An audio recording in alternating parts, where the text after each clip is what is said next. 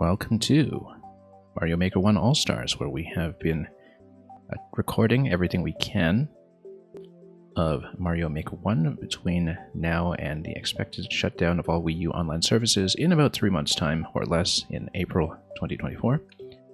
Not a lot of time to run these, but today we find ourselves on day 2 of our coverage of Julian, an extremely popular maker from Germany who we know quite well from both Maker 1 and 2, and is known particularly for some extremely popular levels that look like they're on the easier side with their high clear rates, but mostly because they are very generous about giving the player ample opportunities to reset. And it's been interesting to see the development of his style over the first year of his portfolio. We played everything up to P.T. Piranha's Botanical Palace yesterday, cleared everything apart from one Kaizo level that I only got about a quarter of the way into. And it's been quite an experience. 1YMM Lethal Luigi's highly recommend level is something that we previously recorded when we played 1, 2, and 3 years of Mario Maker. And so that was a level that used, I believe, the big mushroom effect from the 8-bit Mario amiibo to incredible effect in terms of taking advantage of all the sprite transformations to Luigi that do not exist with the big mushroom in Maker 2. Anyway, that's the first year of his output, and now we get into the second year. Just as fair warning, it didn't occur to me until I looked through his level list this week that later on in Julian's time with Maker 1, despite his reputation as an easier maker, he actually contributes very heavily to various Kaizo events and races. So we're going to have a huge patch of Kaizo levels coming up later on, and given my own level of skill in Maker 1 especially, it's pretty unlikely that we'll clear very much of it, but we will try to see at least a few rooms and everything and kind of get a sense of how this tracks the development of Maker 1 Kaizo style. With that out of the way, let's hope our audio holds up today, because we've already had microphone problems like crazy while setting up. And we're going to begin with something extremely popular, once again, Zelda Deku Dungeon. The second big Zelda dungeon level that we're seeing out of Julian's profile. The first one had some early growing pains with soft locks and the like, but that was, very early on when people were first learning the game, so we'll see how things have improved here, with this very suspicious looking 20-second record on it as well. And let's find out. Deku Dungeon.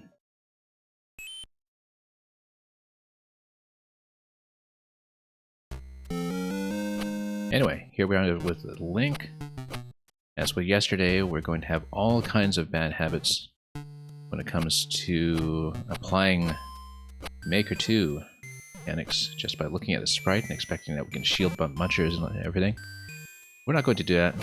Looks like maybe somebody found a way to jump up here early and progress or something, but let's go through the dungeon and see what we can do. We're going to hit this. This is an idea that we saw in many levels yesterday as well.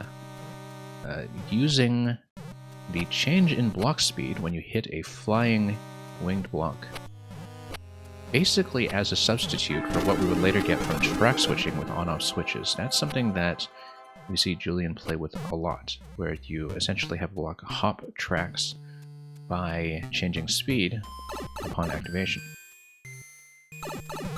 So it's kind of interesting how that was used as a makeshift on-off switch solution. That's very interesting. I think we do need the Magic Koopa to basically eliminate this whole column here so we can get the muncher to jump up to the top. Positioning is going to be a little bit tricky here. Oh, very nice if he actually sat the block. Yeah, because we need a muncher to crush a bomb. And if this is a Buzzy Beetle, yeah, the muncher crush should still happen. It'll just collide with everything. But it would be nice if Magic Koopa would behave, because this might take a while in terms of positioning, unless we want to just reset the room. There we go. No. Just one more will do. And we'll just let the muncher up accordingly. We kind of need to be slightly below the target block, but it depends on the timing of the Magic Koopa as well, so I don't know that this particularly works well, unless perhaps the timing was pretty dependent on our pattern coming out of the start, but let's just move him down. It's clearly a Muncher Bomb Crush, so we just need to sit here until we can make it happen, if we can. Yeah, the problem is that rhythmically, Magic Koopa just takes forever to get into position when it goes up and down. And we do need a bomb to bust this open, which we will do. Now, fire car over here. I guess we have to dunk something into it to get it to shoot all the way across over here. And yeah, we'll activate that. This is something that we saw in several levels yesterday, where with some levels in the easier bracket, they have fairly risk-free ways of introducing players to some of the more elaborate mechanisms and interactions that you can build in the game. So, it's a big showcase for some of the more interdependent parts of Mario Maker for people who are playing on easier difficulty brackets. So, again, it's easy to see why something like that would be very popular. Shell launches work very differently in Maker 1 than in Maker 2. They were much more convenient in Maker 1, in that the behavior would be much less complicated to set up. I remember this was one of the first things that people tested about Maker 2, and they were surprised to see that the shell launch mechanics didn't work at all the same when it comes to controlling direction. Anyway, this is going to be push for the P-switch over here, then we load it onto the cloud block once we can, it will get picked up. Then, once this is down here, I guess we launch it up and then bounce it over. And then hit it against the thwomp, which is then going to open up this gate on the right side. One time until we have the convenience of a reset door, of course. Oh! That's okay, we already used a P-switch to eliminate those blocks later on, so no problem as we go through the checkpoint. Like I said, the first Zelda dungeon level that we played from Julian yesterday was a very early effort at the form that did have a number of locking issues. You can already see in this level how many more fail-safes have been built in. Love this little clown car spring collision here in terms of just giving you a nice reliable bounce platform. It's basically like a makeshift 3D world hop shot. And we'll continue. Okay, so here, let's see. Now it's going to drop, and then we send it down, and then we hit to let go of the boo, and then we're going to try to unstack the muncher over here, which is going to let me down. And then we need a bomb crush over here. Let's get out of the way until we actually need to activate it. And then it seems like we need to reload this until we get the bomb to progress further in increments.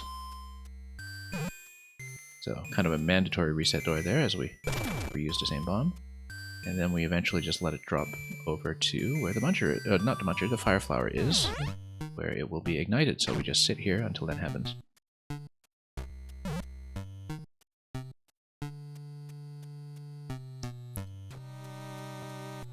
And then we will be through in just a moment.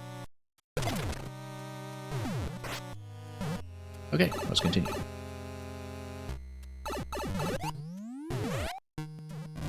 And then here we bust down the ice.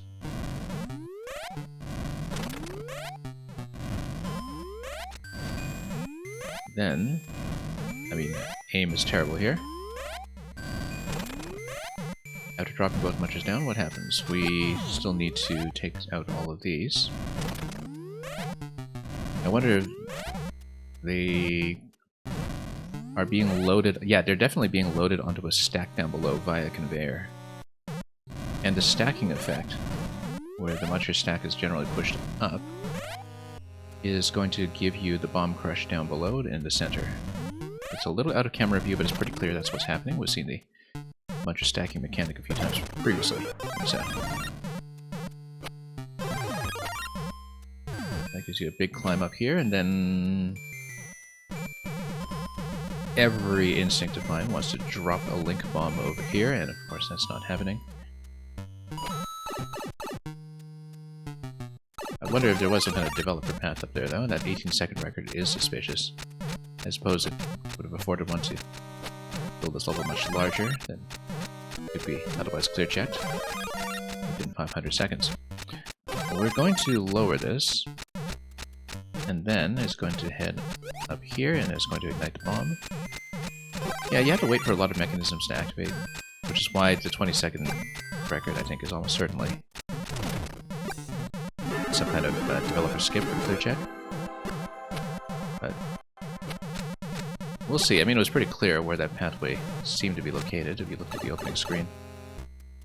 And there's enough hard block breakage here and there that you could definitely see where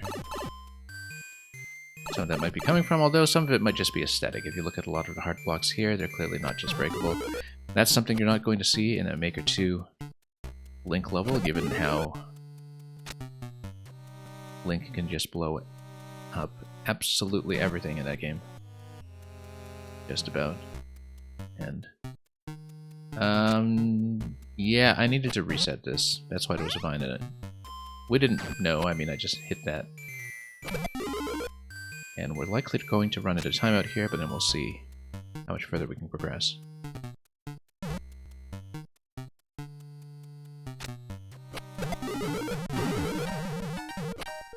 Okay.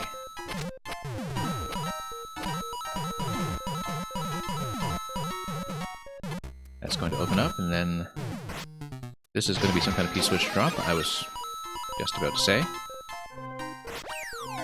It's kind of a very Metroid-style element there. It reminds me of certain moments in Super Metroid, for sure, with the surprise drop. Anyway, here's a Triforce, but then that's, of course, a Bowser Jr. trap. And then time is up, so we don't really get to see it. That's okay, we'll just return there from the previous checkpoint, which is right here. Oh, we were there just in time, in fact, so. Now, I don't know if this is just a multi-phase survival room or something. It looks like it is a survival timer that eventually gives me the key. But any relevant mechanisms seem to be off-screen, so yeah, it is definitely multi-phase survival. Pretty gentle now, but we don't know what's going to drop in on us later in the zone. We've seen a couple of time survival concepts in some of the larger and more ambitious levels from Julian already, and this is the latest in that series. And here's the Triforce for real this time, the Triforce of Mushroom, and then we will of course climb our way out to the left to see what's going on.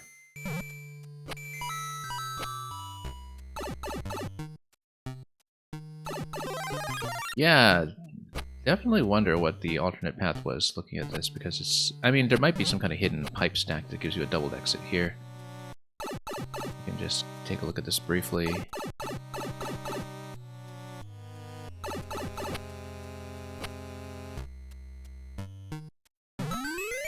Because 18 seconds tells me that might have been a developer road.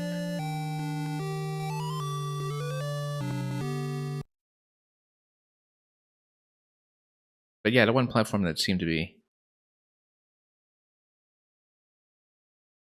available, if a bit of a stretch in the first room, was a bit of a clue as to how that might look.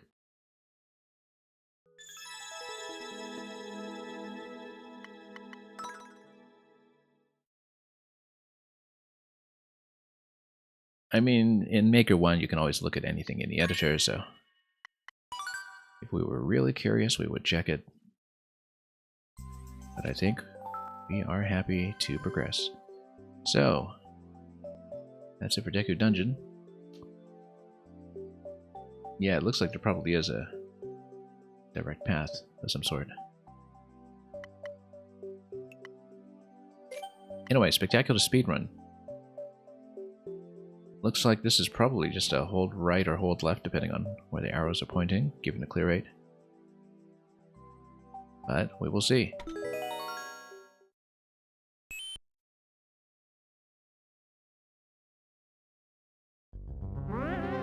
yeah, that overlap right away is going to bounce you accordingly, and then despite the fussiness of the Make 1 vertical camera, we are in fact going to proceed this way. Notice that the timer gives you the full 500. So, you know, you could try to go for some kind of record here, which we're definitely not getting. But none of these are particularly time-sensitive elements. And what this is telling you is that this is mainly there to, you know, get you accustomed to the momentum gain from each of these sideways springs that's necessary for successive jumps. Whoops. So, definitely something that's meant to be perhaps a record-chasing level.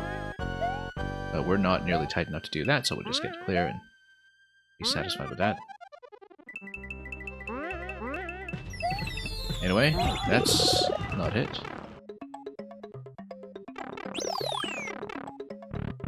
Then, clouds down below, let's see what that's all about. Conveyor belt up here, let's see. Yeah, I guess we do need full conveyor speed. Perhaps... Not exactly certain what's going on, actually. Let's... Oh, I see. Okay, yeah, no, we need to fill this, I guess, and then... Don't need to fill the whole thing, necessarily, but... Then that way you create a bridging mechanism for everything down here. Now, I wonder if this is similar here. Yeah, it is, although that isn't really necessarily an issue. That jump over there. Maybe it is. I doubt it is, though. We just need to create this, then we go back. And then this opens up.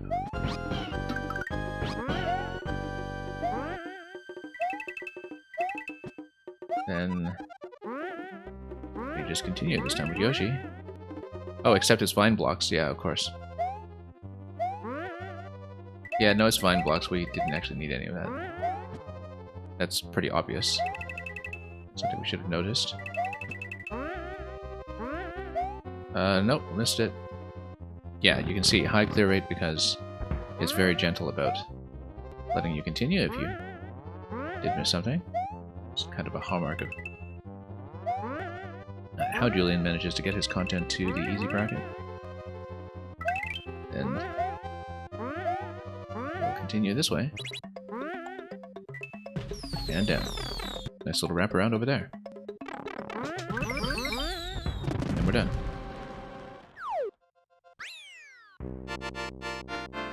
And KBNG Daniel, welcome.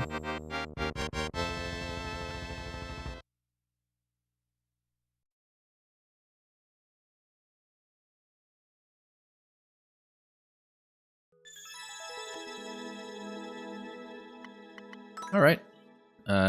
Well, I guess about a minute behind the actual record, but we'll take it. And yeah, KBNG Daniel, we're doing alright. Kind of bracing ourselves here because we've been playing through this whole profile and we know there's a big block of Kaizo coming up in just a few levels that may be a bit beyond this, but right now we're just kind of warming up with some of the higher clear rates. And yeah, actually everything online with Wii U and 3DS is being completely shut down in April. The whole infrastructure for connecting on either of those systems is going to be done pretty soon. So any kind of online functionality, except for re-downloading games that you own, that is still live. The shop shut down about a year ago in terms of any kind of purchases. But then any online features that are in-game are also going to be removed pretty soon. So you pretty much have to salvage what you can to Maker 1 with your available core spot space while it still exists. And clear what you can while you're still able to connect to the servers. So.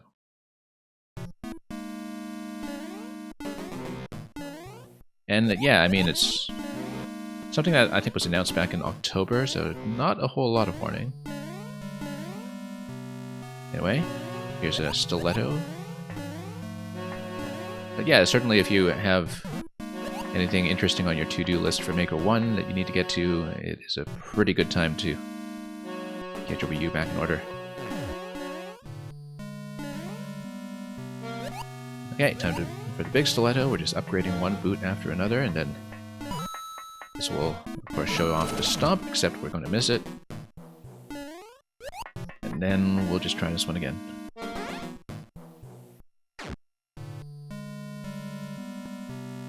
Okay, now let's head over here. Now let's do this properly this time. Whoops, nope. A little bit late on that. Let's not play this quite that badly. Yeah, you haven't been to a Maker 1 channel about 4 years. Not a lot of people have been streaming it until recently again, of course. Most of the people who stream it now are working on something called Team 0%, where they're trying to make sure every remaining level gets to clear at some point. I'm not doing that because we're not really that great at the game, to be honest. But we're just trying to catch up on as much content as I can from makers that I know about by reputation or from Maker 2. Now we need a boot here, so let's get a boot. Always interested in seeing boot dispenser setups, because I also had a boot dispenser level in Maker 2 that was also, now that I think about it, in SMM3 Castle. And sometimes there are quite a few subtle differences in the setups you do with that was accidental with the Maker 1 engine. Yeah, I'm not doing viewer levels right now, but there has been some interest in running Maker 1 viewer levels at some point. I'm just kind of going through some Maker profiles, bottom to top, or rather top to bottom. Oh, that's a thwomp. For now, but there has been some discussion of when we can schedule in Maker 1 viewer levels at some point, because I do regularly run Maker 2 viewer levels, and we might just let Maker 1 take over one of those streams, or two.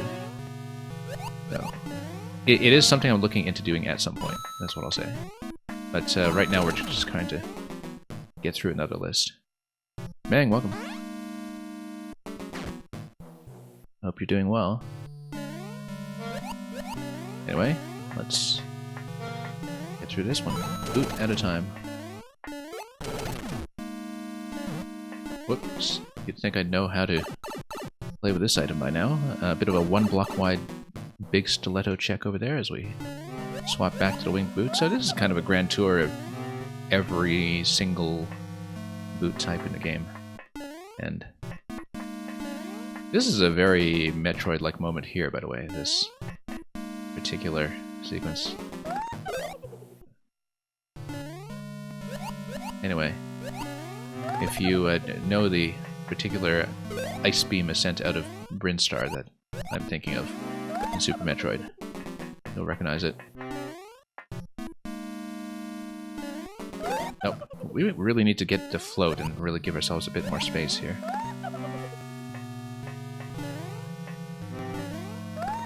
Nope, not enough space. We might need a bit more momentum coming off one of those, but we'll see. Yeah, this one... There we go. Oh, nope. We got it, and then I slipped. Or we could just, you know, get some momentum and land properly, but who wants to do that?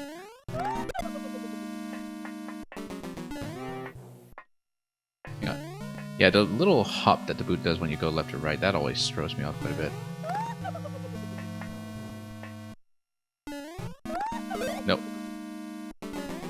Yeah, I think this is designed so that you should make it from one moment to the next with single jumps, but on the other hand, it is a winged boot challenge, so... Wow. Terrible aim here. On my part. Yeah, I think maybe we just run and try to land cleanly. Yeah, we don't try to play around with the flutter here, because that just dips too low for too long. We just try to go back to back as much as we can, as long as we watch out for when we're being spliced. Whoops, nope. That's the opposite of what I just said I would do.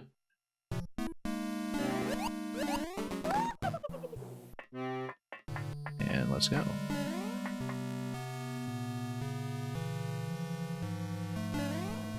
Yeah, oh, no, slipped.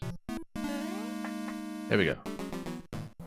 Yes, you just need to kind of dash into it and land very cleanly. Easier said than done. Whoop, nope. That was just an accidental press. That's just, you know, with my finger positioning on the gamepad, I think I do occasionally hit the triggers by accident quite a bit. That's okay, let's just start over. This is easy. Up to a point, and then... Oh, no, donut block over here. This is one thing we've seen in quite a few levels already as well, and was the focus of one or two of them, the donut block drop, which you can always tell when a maker is kind of excited to use something that they've learned about. Oh, whoops, too late. Hang on. I think it's vine blocks in there, but let's just... Yeah, because you do need to smash it again in every pass. And let's head on up. And let's not make quite so much of a mess.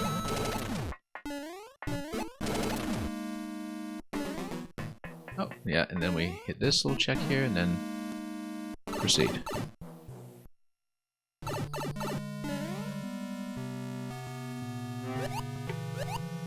Okay. Yeah, so again, we don't really want to do the dip and flutter. We just want to go point to point without slipping off like we are likely to do if we're doing these little tap adjustments all the time. Whoop. Like I was saying.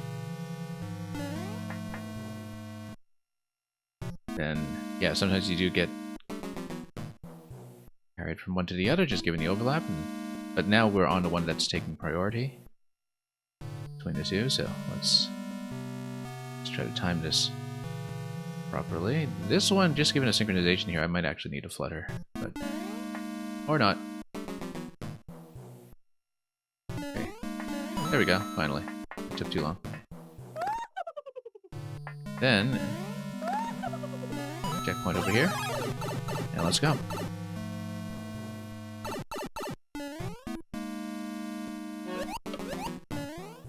Now here, yeah, that's just a reset door. Then this is going to bounce. That missed. Just read that a little bit late. That's okay. We'll do it. Probably from a reset door that drops you down below. As expected, we should have stepped in that boot. That's okay.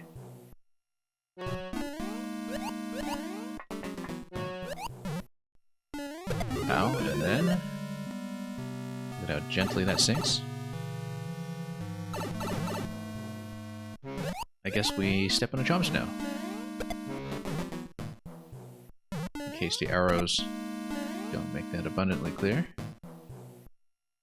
And then, yeah, this we jump out.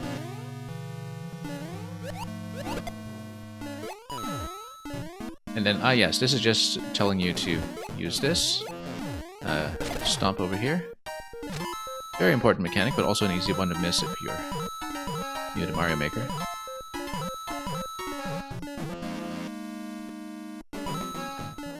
Of course, we'll grab that.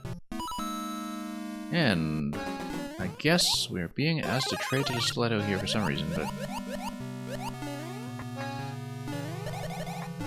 because yeah, you can kind of flutter with this one. Why not go with the big one while we still can? Well, I mean, you need it to jump out anyway, and then you get into a bit of flight here in this segment as you build up P-speed. And there you go.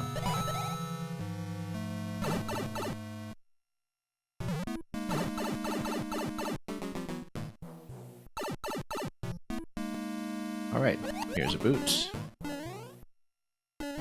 And this is going to be another series of boot stops. And I guess we just need to wait for the P-switch to expire so we can drop through. Mushroom check. And are we getting a boot over here? I guess we have to go down first. Oh, that was a bit of a surprise. Let's do it again. Reset door, probably. Or, well, not a reset door, but a same door, rather. Oh, and we do need to do a stomp down here to... Oh, we missed a POW. Okay, I see. Didn't even see the POW up there It's fairly well disguised, even though it's the same kind of setup as we saw in an earlier room. There we go. And now we jump on some fire and... oh, totally miss.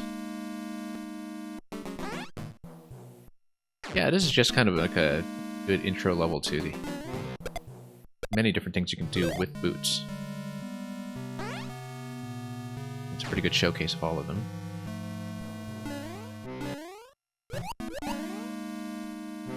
Now let's just continue. Nope.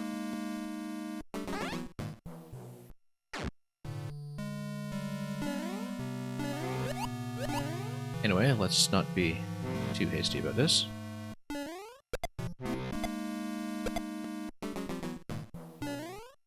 There we go. Just as it's coming out of the pipe, it's a pretty generous hitbox, so let's head over here, stomp this guy.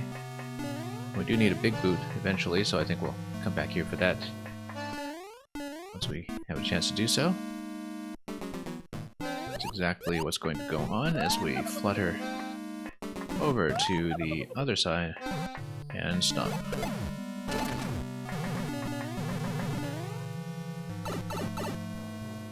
Okay, so with that out of the way, let's punch it over here and then wait for the muncher to come up like that. This feels like it's a little different from how it looks in Maker 2 as well. Well, I mean, a lot of things with munchers coming out of pipes are a little bit different. Ways I can't necessarily articulate. Oh no, we needed to keep a boot over here and jump on top of the muncher. Okay, that's fine. Totally didn't see that.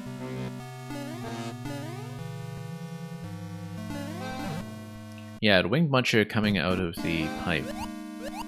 Because of the way momentum is conserved with objects carrying each other in Maker 1, which in some ways is quite different from Maker 2. That was a very popular launcher mechanic. To just have that initial push from a winged muncher carrying something. We saw that the other day with the one puzzle interaction where we had to drop a POW block on top of a flying buzzy beetle as well. And that's the way that objects can actually carry each other independently is quite different in Maker 1 in terms of the things that just don't unstack the way they do in Maker 2, and there's a lot of flexibility in there sometimes that we really find refreshing to see. So anyway, that's how the Ultimate Boot Challenge. Let's take a look at Shadow Temple. Here's another Zelda hit.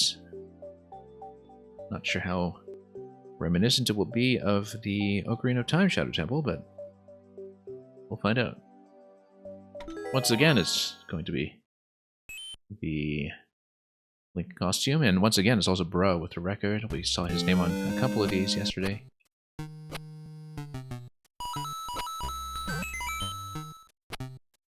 And then, I guess we do need to hit that using something more convenient to jump on, and then, yeah, the shell will just knock down the wall swiftly. This is going to be a bomb crush once we activate this.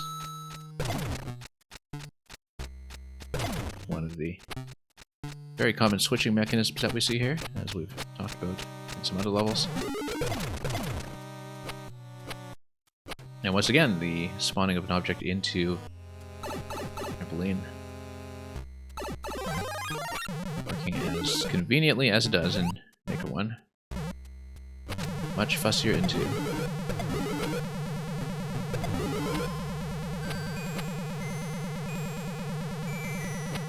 Anyway, let's get away from that clown car sound effect. That's going to bounce the clown car and then give me access to bump this, and then what does the P-switch give me? It probably was a coin drop or something. Not a coin drop, but, well, yeah. P-switch turning a block into a coin and dropping a shell towards that block activation up above.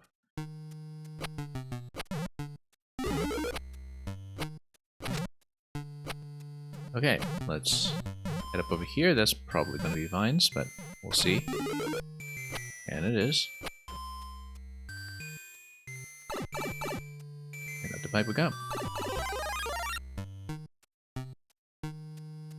Yeah, every time I just see things in the Link costume, I just want to blow them up with my own bombs. That's not happening here, but we'll see. We are within the mole box. Okay, that's what this clue is for. That's going to spring this guy to the right and then get him to shoot this bonk. And up we go.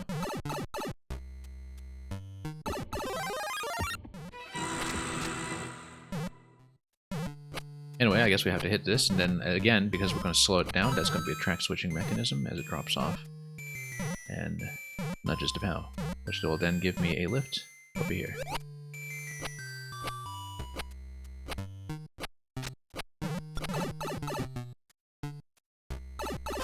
Checkpoint.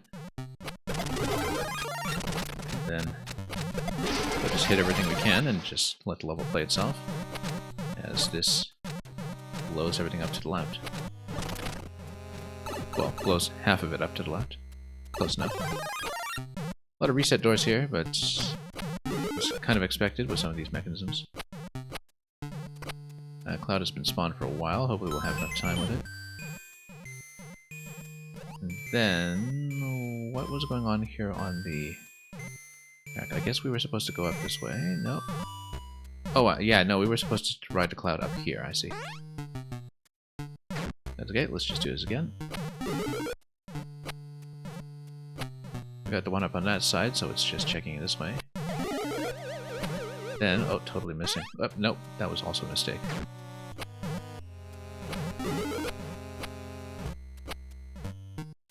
Anyway. Oh, come on.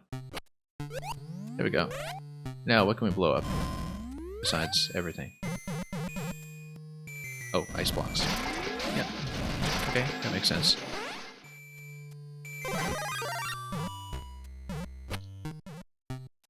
And then we basically need to be speed on this guy. Once again, that's going to be used as a switching mechanism, just with the speed carrying it further along the tracks.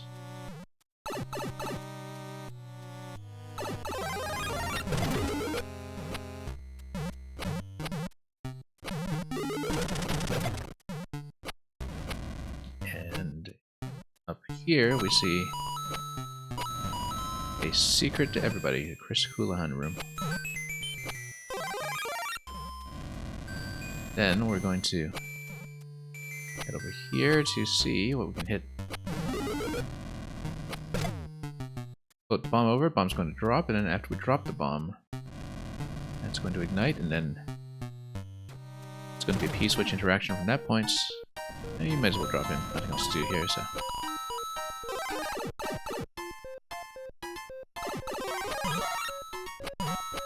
And yeah, we have to wait for all this to clear. That's quite a deflection of that blaster. And what will this give me? It's going to float and then blow up that gate as well. I was half expecting a flagpole there almost, but we're not ready to be done with this yet, so of this, that's going to be some kind of track switch that is going to fall where? Oh. Let's see here, going to be a bomb crush. Oh, that's very nice, actually. A bomb crush just kind of giving you a vine in place. That's very nice. Because normally you'd just think of the vines as being a respawn protection, and it's not necessarily the outcome expected to just have the vine given to us in precisely the right location as something actually useful. So, that was a really neat little moment. Level that's been, you know, a lot of bread and butter mechanisms introduced to a wider audience. Now, as with many Julian rooms lately, we've seen this is likely to be time survival, and it is. And we'll see what kind of complications arise as we get a little further into the timer, depending on what the background setup is like. Doesn't take too long. Let's go through the door.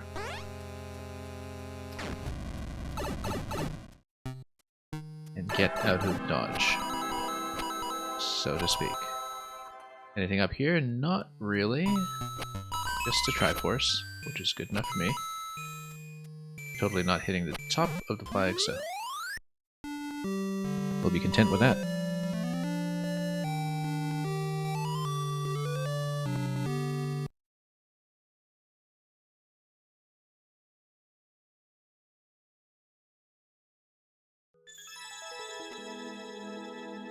Alright. Only double the world record. Just about.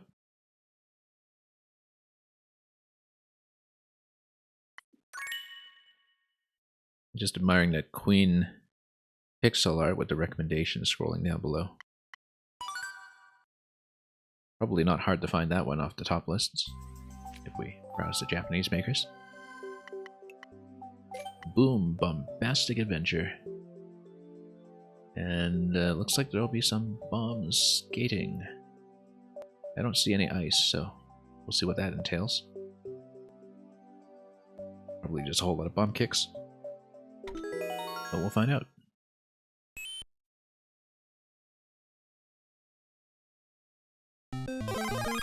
Oh, I see. Oh, I love how the bombs in his style have this whole, you know, Admiral Bobbery mustache going on.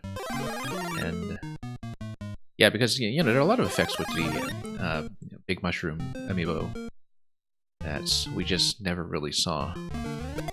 And Julian, as we know, with the 1YMM Lethal Luigi's level, was somebody who really got a lot of mileage out of this effect, so we'll see what kind of variants there are here, given that this is a level that's about bombs and the bomb kick that you can get in this style with, whoops, Big Mushroom, although I guess we need to get another one to progress. Here we go. Yeah, we can just do this without stopping. And then... oh, a little late. I was reading that a bit late. I could tell that we're likely to have some timer issues. Again, a level that benefits from gentle resets.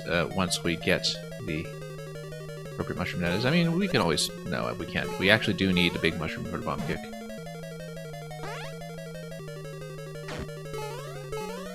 I don't think I knew about this specific interaction, in fact. But I guess we do. Like this. And we'll just reset quickly. And reset over here. There must have been a quicker reset location we just didn't see. Oops, no. You have to treat this like the Super Mario World spin jump bomb case. It does matter where we're pushing it.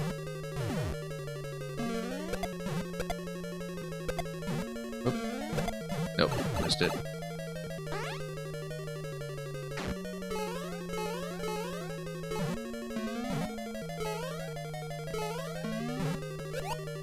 And, yeah, again, oh, we'll have to do a double reset once more. Might as well just go through the door directly next time and cut the middleman. Middle bomb.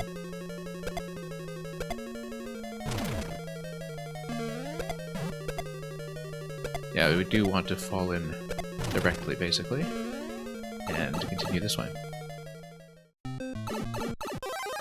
Okay. And it's going to propel us all the way up. No, it's not. I was hoping it would. I guess it's just short bounces all the way. It is going to be short bounces all the way. We just get on top of it and bounce up the column. And then all the way up top. Very nice.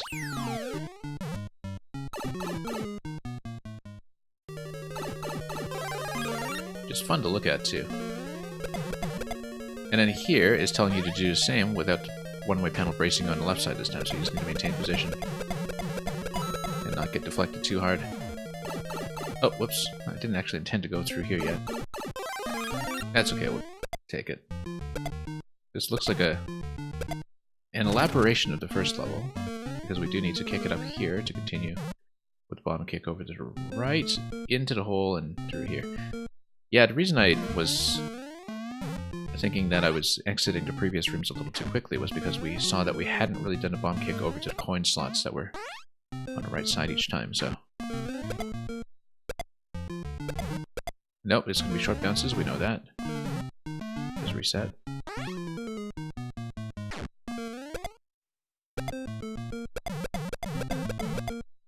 And then, yeah, that's going to kick directly in. Great. Not much to see up here. Alright. Now, what do we got here? The red is really throwing me off on these guys. And then, yeah, no, we do need to just continuously go through each of those. And trust blasters to drop out at the appropriate timing, and there we go.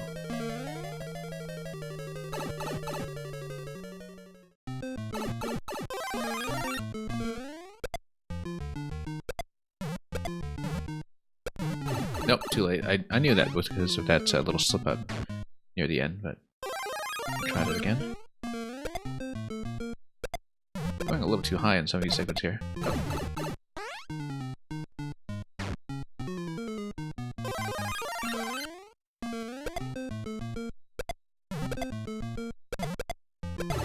Nope. That was not intended to be a short bounce or anything. I just caught the bomb a second time in the wrong position there. But yeah, we're catching it too early, so it's deflecting against the wall before I wanted to.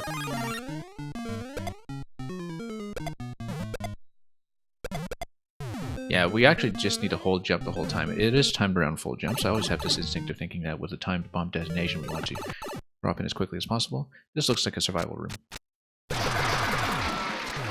Or not. No, never mind. It's bonuses to the left, bonuses to the right. Let's go left. Probably merges into the same location if I had to guess, just given pipe stacking. But yeah, either way, that's it.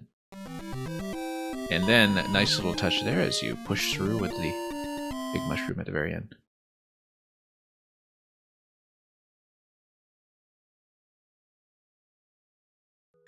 So this particular interaction, big mushroom with Admiral Bobbery, is not something that we have really seen much of, and it has been elaborated upon by some other levels of Maker 1. I certainly look forward to seeing a bit more of that. Nurse Scuttler, welcome.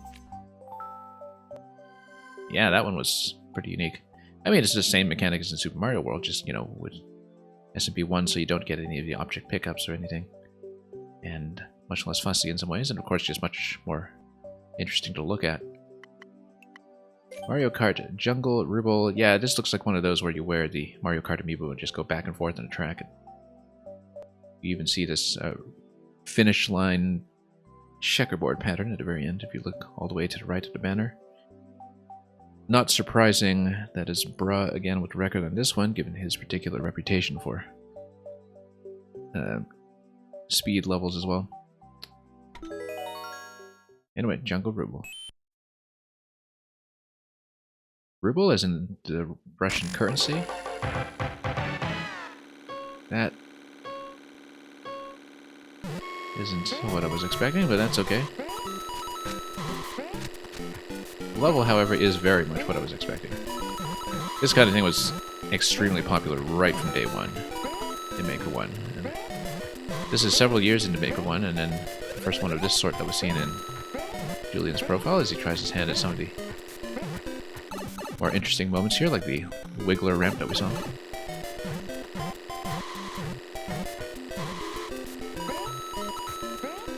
Anyway,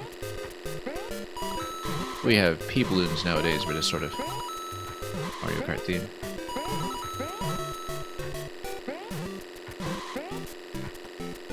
And yeah, very gentle level to get through. I mean, very much the case here that the object is to just try to do this as efficiently as you can. And then, of course, the Wiggler ramp, I think, is the most interesting thing about it by some distance. Whoops, no.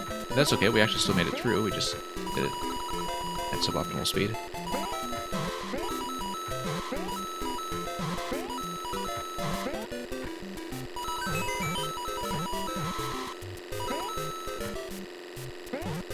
Yeah, it's really interesting with both the Mario Kart levels and that Big Mushroom one we just saw, that of course, while Maker 1 was still going on, people didn't have any idea what would be lost in Maker 2, and nice little touch here, as we have a P-switch activation getting us into the subworld. And so certainly there was no concept at the time, you know, what would look really unique in Maker 1 years later relative to Maker 2. Given that no one really had any idea what would eventually be taken on, and just how much would be changed, engine-wise as well. Oh, whoops, no, let's... oh yeah, let's just bump up here, okay. Anyway, it's just a bit of a pleasant drive here as we go down the pipe. And down the racing flag. That's the flag.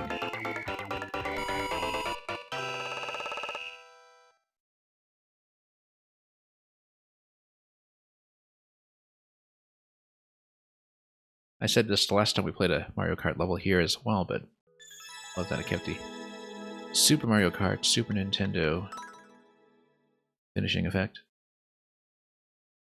Really something we don't hear enough of nowadays.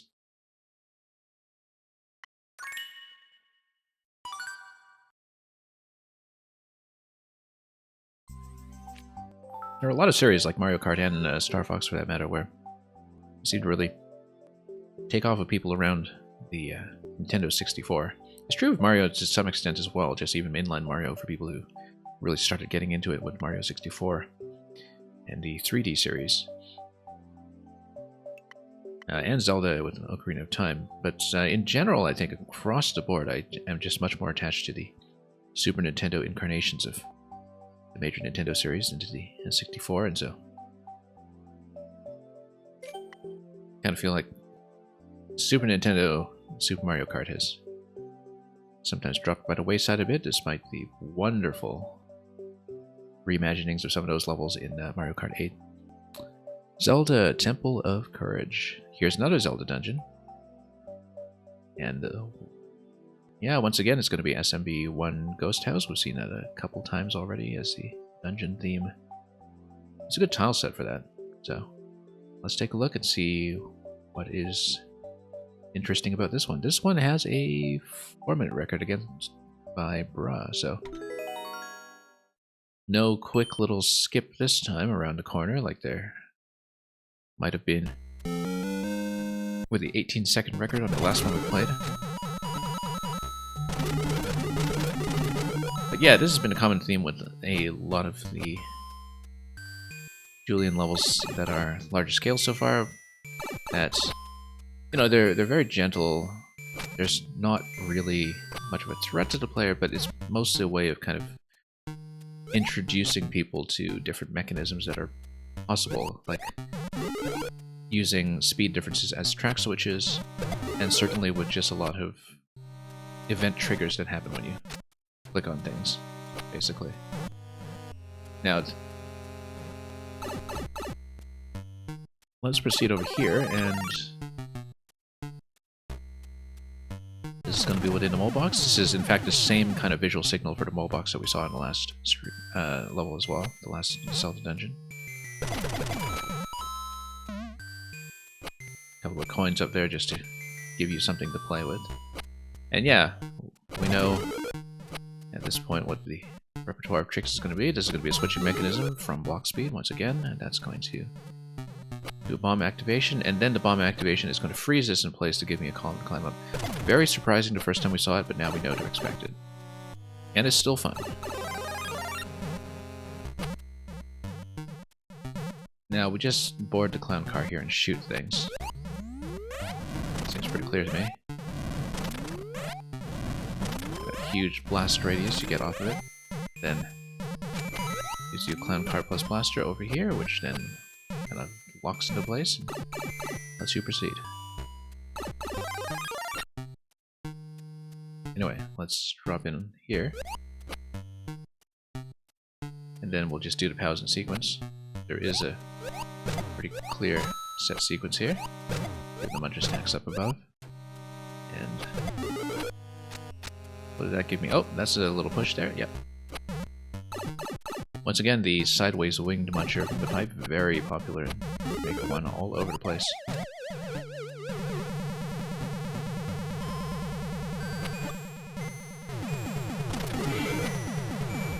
Yeah, sometimes we just need to wait for that to do its job. Neat little double use of the clown card there to just give you some coins to play with. And what do we have here? Okay. That will just bump this out of the way, I'm sure.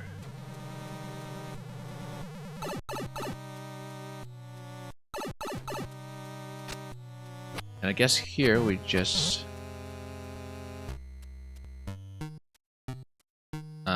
drop the donut blocks, I'm guessing.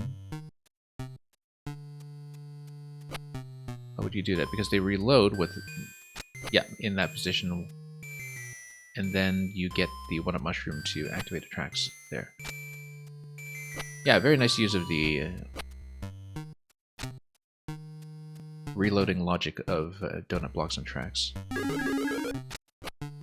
Something kind of underused as well. There have only been a few Maker 2 levels I've seen that really make use of that donut block logic.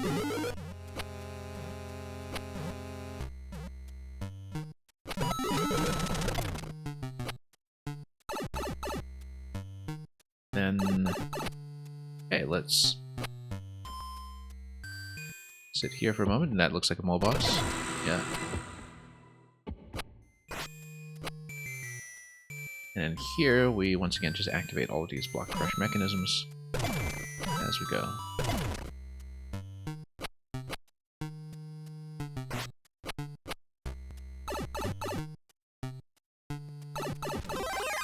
Yeah, a lot of these feel like a mechanism showcase in many ways, and it's the same kind of blaster push that we saw in the last Zelda dungeon as well, so definitely a lot of ideas that get reworked over and over. And yeah, this little switching mechanism here is going to proceed and load the spring into the clown car, which is only going to be relevant to me once we come into this room here and watch it do its job.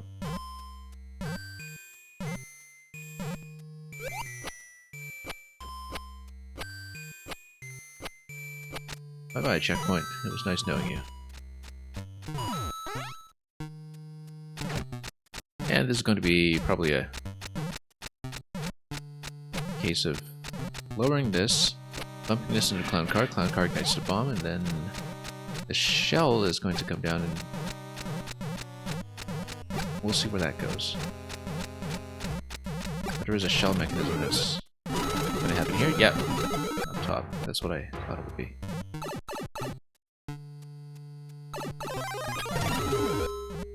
Yeah, a lot of this is kind of like just a kind of mechanism, gallery, and showcase for people who want to take a look at a lot of these different setups at once. And this is the same kind of thing we saw earlier. Pretty much the same as that previous level, in fact.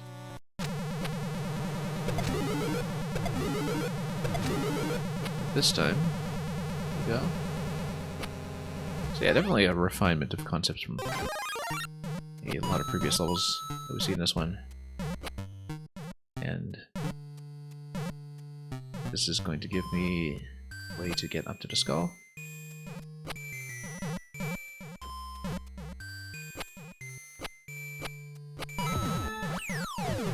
Very nice little staircase unstack over here. That's kind of satisfying, and it looks like it's probably going to be a survival boss, if I had to guess.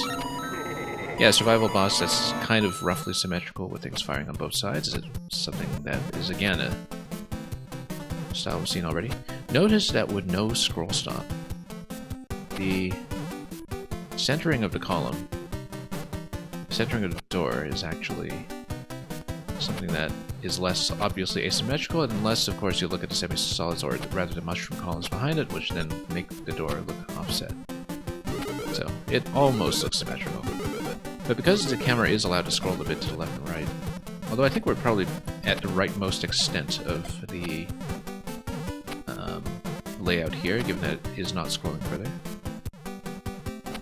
you kind of maintain a slightly more pleasing sense of symmetry, for the most part, than you tend to get with scroll-stopped rooms. Make it 2. I mean, there are a lot of things in Maker 1 that seem aesthetically a lot more flexible, so...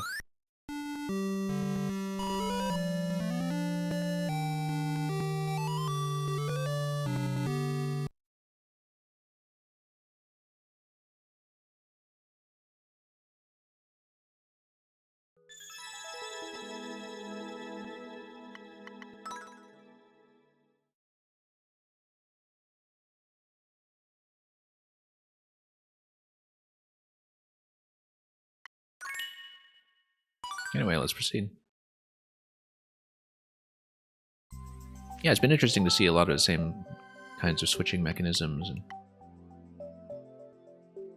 dynamic elements come back again and again. Boom, Bombastic Adventure 2. And, oh, looking forward to this one. Given how the previous one went. Yeah, I was just saying with the previous one that, you know, this is a concept that has a lot of life in it. And we certainly want to see what's done with it this time. Big Mushroom, once again.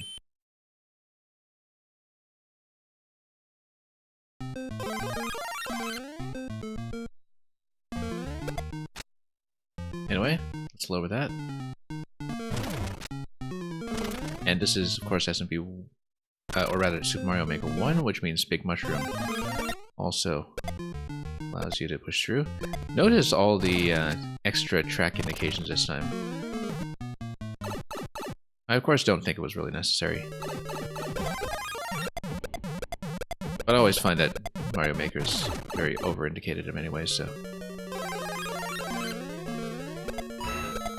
nope, let's push it through bumper. It was the introductory room, I guess, for people who...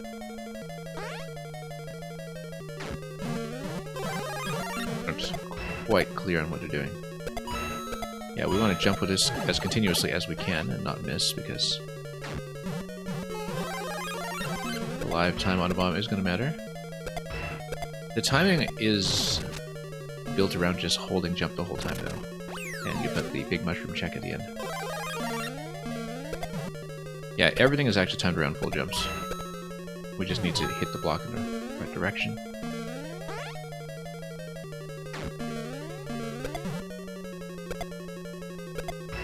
Nope, overshooting.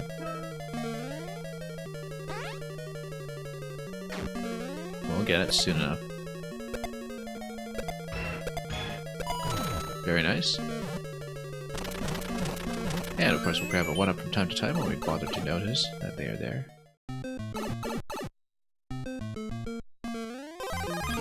And then that's...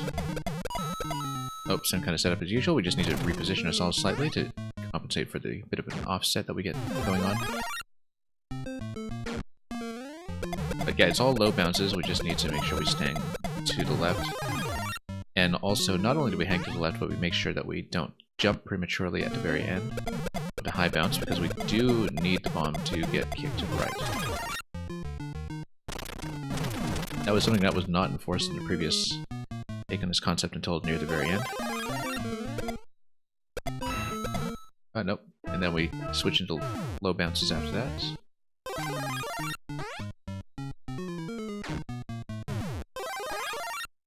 Let's try it again. Oh, no. Big Mushroom, please. Nope.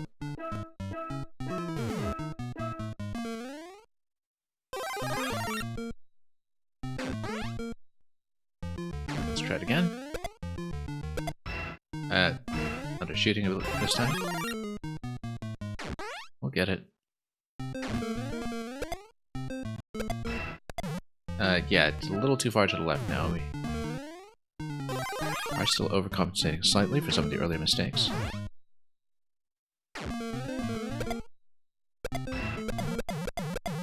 And we'll ride it all the way to the top so it opens up that gate for me. Nothing up here, okay.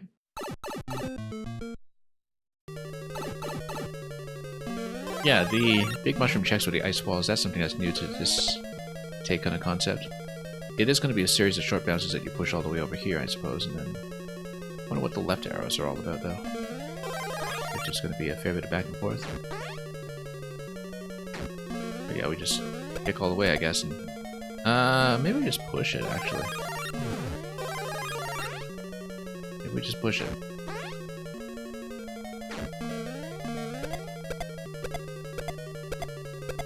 No, that's not nearly enough distance, though. I feel like we do need bounces to kick it further. And also not lose so much speed.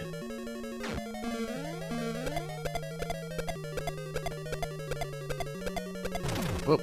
Missed it at the end there. We do need a high bounce at the end.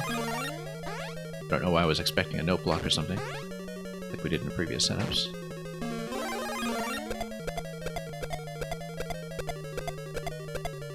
There we go. And we got the mushroom check, plus a reset door in case you had a detonate in your face at the last moment. I totally forgot about this particular brick effect here. This is from, just to show you, this is from Kuribo's shoe. Everything is in bricks instead. Yeah, there are a lot of big mushroom effects that I just don't really know because I've barely ever seen them in use. I mean, of course, you know, to build with this in the first place, like, you needed the 8-bit classic amiibo. I think everything, amiibo-wise, it was alternatively unlockable, but of course that's the... I can't remember what was or wasn't amiibo exclusive strictly. I thought everything was eventually obtainable in-game, it's just not necessarily in order you like. I actually don't remember if that's the case with the big mushroom mechanics. We'll try it again, yeah.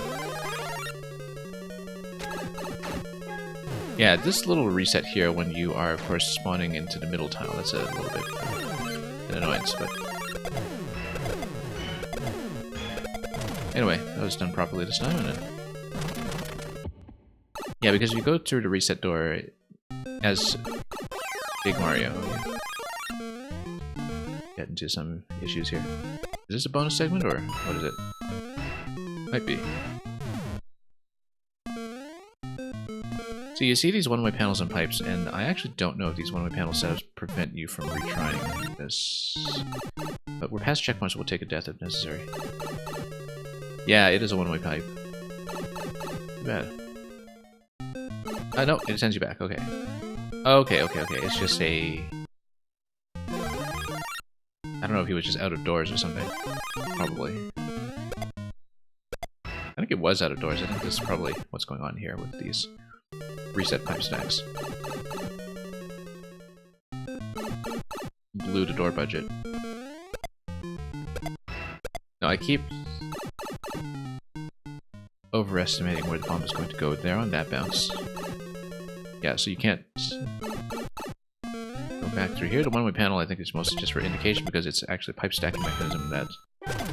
Oops. Okay, I guess we blew that up unless it's vine blocks in there. Probably is vine blocks in there. No, it's actually pipe stacking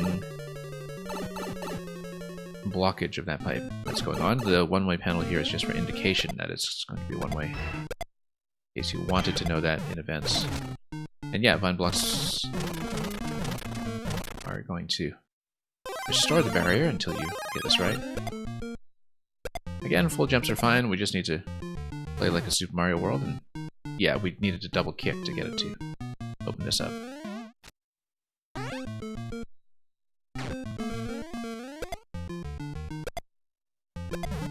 Oh, nope.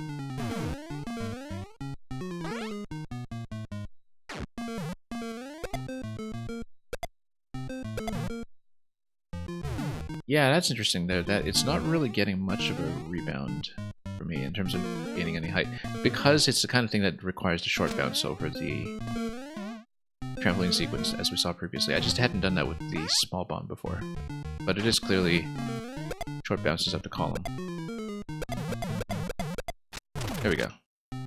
Very satisfying to do, in fact. And also something we didn't see in the first iteration of this concept. And, works out quite nicely as a final challenge here. Pipe stacking, of course, I think showering you with coins all over the place. we will, of course, just grab everything.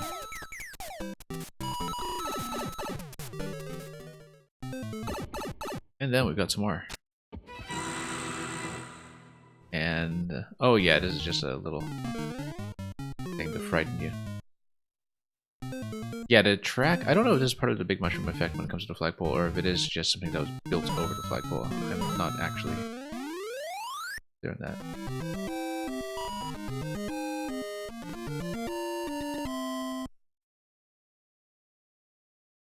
I think it was just built over the flagpole, looking at it. But again, my knowledge of all the big mushroom transformations is not very extensive, so...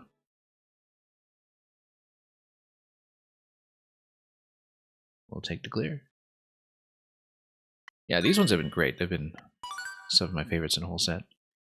And of course, a big part of it is that they stick out so much as Mario Maker 1 exclusive. Let's take a shelfie, 20 seconds.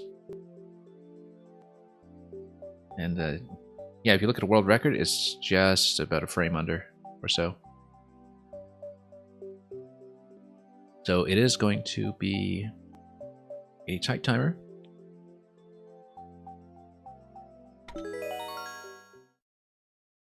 But that also usually means that everything's going to be fairly predictable in terms of inputs. We need to up throw to POW, yes, without losing momentum. Read that a little bit late. And then we fired that as well to give ourselves a landing point later on. Okay, we just need to read this as we go. No, again, we need to throw. This is going to go by pretty quickly, so... no, trying to up throw there, and we just didn't let go properly.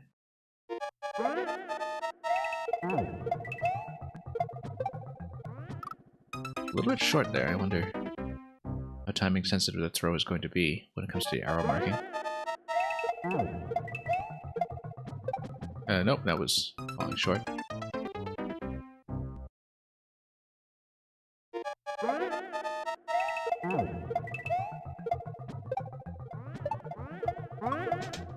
Yeah, this part plays itself until you get to the up throw here, which we read too slowly.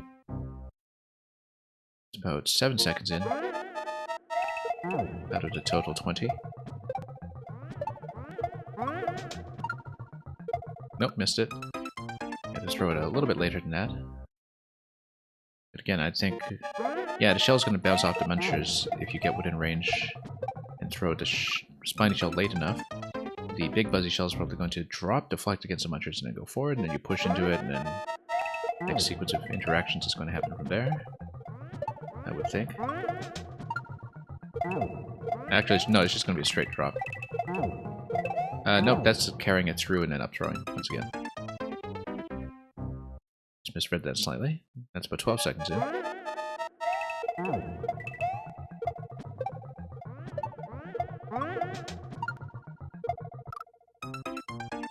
Yeah, sub 1%, just unless we're going to run into timer issues we don't expect, I would think this actually looks like it's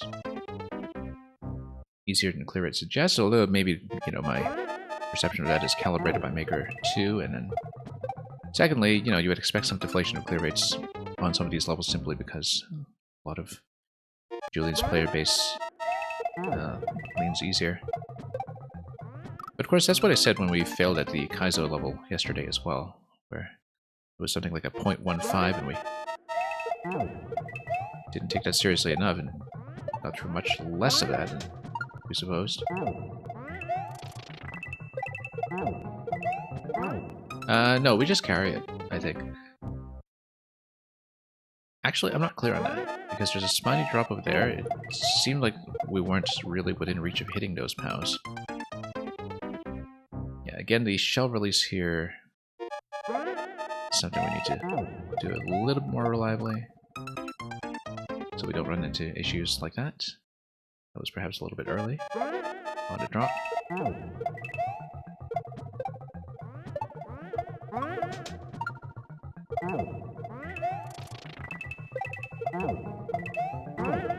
Yeah, we're just supposed to hit Up throw, and then I just missed it. About 14 seconds in? Okay. Progressing nicely. Yeah, this is all about throw timing. Everything else looks spectacular, but is actually really easy to execute. Everything is throw timing. Oh, nope, was supposed to hang on to that, and then up throw over here as well. Yeah, we just, once again, scrolled in really quickly to see that. We're near the end. Assuming we don't die to the timer from some of the precision I've been demonstrating. Nope, like I said.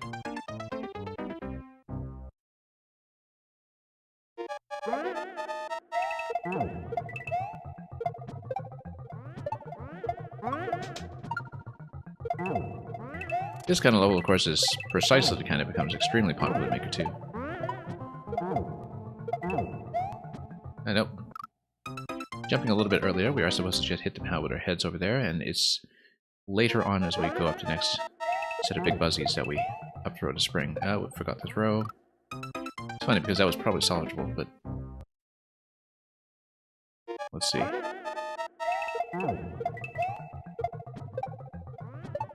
Yeah, throwing relatively late is the trick to that one.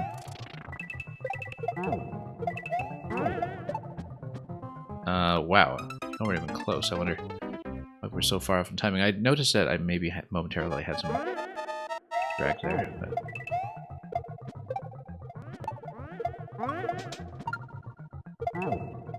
but... yeah, we slowed down a bit there. I think it was just an accidental down diagonal when I was switching back from the up throw back to running to the right.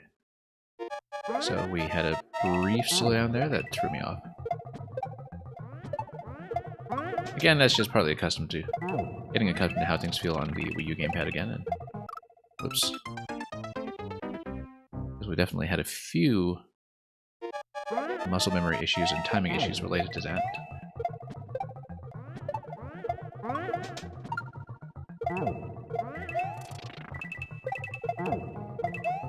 Anyway, down we go. Get that. And there we go.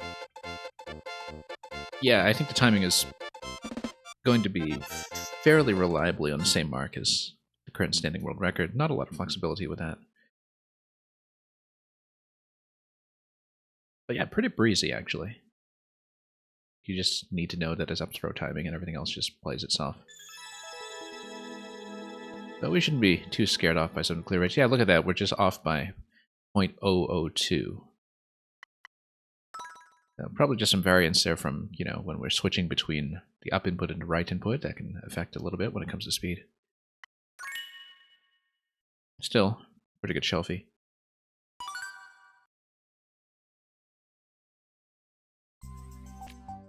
Let's keep going. Yeah, now we're getting into the Kaizo race zone. Like I said, I don't exactly know how viable some of these clears will be. Because there's a whole patch of Kaizo levels coming up, basically. And we'll do what we can. This one, though, I mean, you know, seemed much, much easier than the clear rate, so maybe that'll be the case with some of these ahead, and maybe they won't, because you never quite know, because depending on whether there are technical requirements like shell jumps, etc. very early on, people sometimes know with Kaizo levels very early on whether they should try again or bail out. Whereas with the previous level, you can see a lot of people thinking, okay, this looks tricky, but everything is in my technical repertoire, we can just push through it, even if they're relatively novice players. With Kaizo, not so much the case. Sometimes clear rates can actually be a little bit inflated by people seeing the first trick and just tapping out. So anyway, Hard BKR, this was part of a blind Kaizo race series, which I understand was a whole series of weekly level events that was mostly coordinated over the Mario Maker Reddit back when it was much more active in Maker 1. So there was a blind Kaizo race series that was just BKR, and then Hard BKR was kind of its own stream. That was an offshoot from that was obviously aiming to be harder.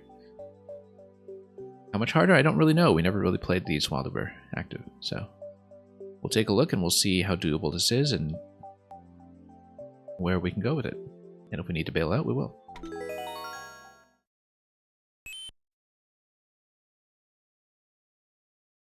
My policy so far is that if we see... Oh, whoops. No, we don't jump out yet. We see something that is really kind of technically challenging but interesting. In the interest of covering as many makers as we can over the coming weeks, we'll just save what we can to the core spot to grind out later if we see something we really want to grind. Yeah. This one, you just jump out again. Nothing too tricky here yet, but we'll see.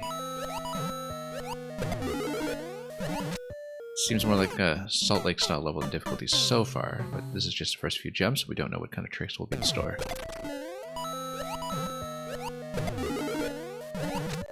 Yeah, you just need to have quickly and do the lineups where you can.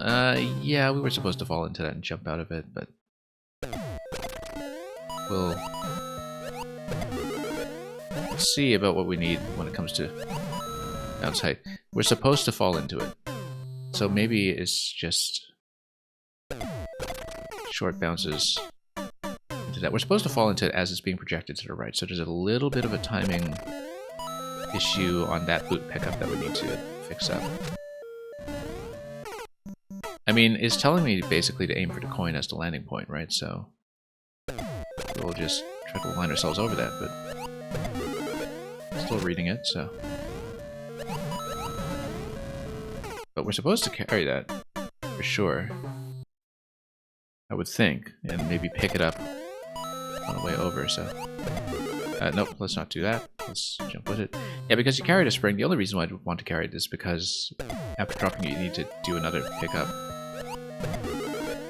So maybe there's a throw here that's necessary. So we can pick it up again.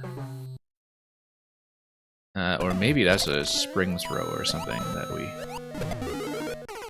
we don't know much about some of the object mechanics in Maker 1 when it comes to object throws, so... yeah, we don't jump that high, we do a bit of a shorter hop over to the coin. It drops the spring, we have to jump out of the boot, pick up the spring, and then it's probably some kind of object throw with it, like a spring jump. Which, again, I don't really have a sense of how it feels in Maker 1. In terms of... Oops, short bounces here.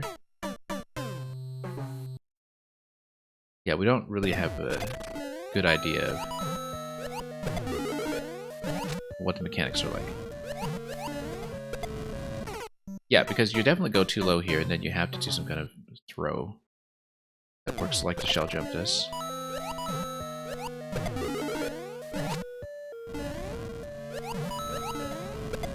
And then that's just a little late here, I think.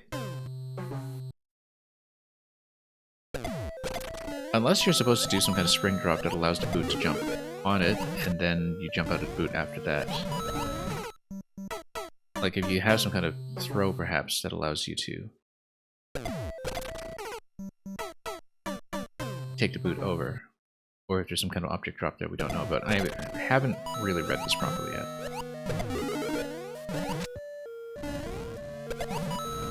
Because let's wait, we don't want to do that, obviously. Like, we do need to get into the boot. It's just a matter of, you know, is the boot getting over the spring, or is this a throw with a spring? And we don't have a good notion of that, and, you know, I'm kind of guessing at it because, again, next to no Maker 1 Kaizo experience here, so...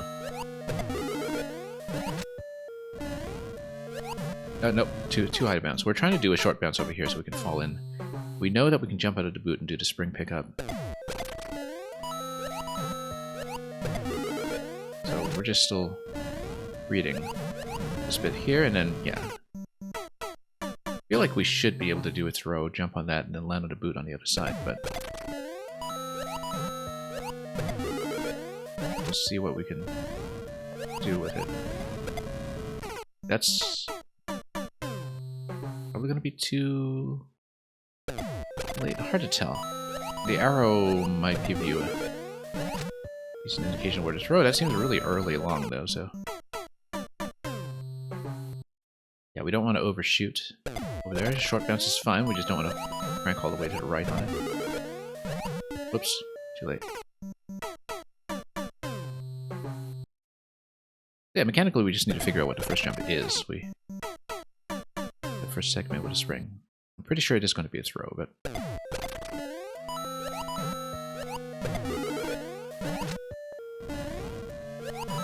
You see, when you're doing Miku 2 Kaizo, you can pick up some things just by watching other players and understanding what is possible and how you should be reading certain things. And that was the case with Maker 1 as well, but we just, you know, have very little memory of how to work Maker 1. Notice as you're going up, that spring trajectory actually is pretty generous when it comes to how high it's going. So maybe the arrow actually is the throwing point that I'm looking at it. I just really don't have a sense of the throw yet, so... oh, too late. You need to hit the POW in order to get the muncher to drop the boot. And we'll have the long depth sound effect, which I think we earned. Yeah. So a pretty big technical obstacle out of the gate here, but we'll see what we can do with it. It's definitely a throw, we just need to find a location for it. If you look at that bounce, it's pretty close to what the target should be. Just had to get used to what the height of the deflection was going to be. We obviously don't want to drop it accidentally, as we let up on the jump button rather than on the grab button.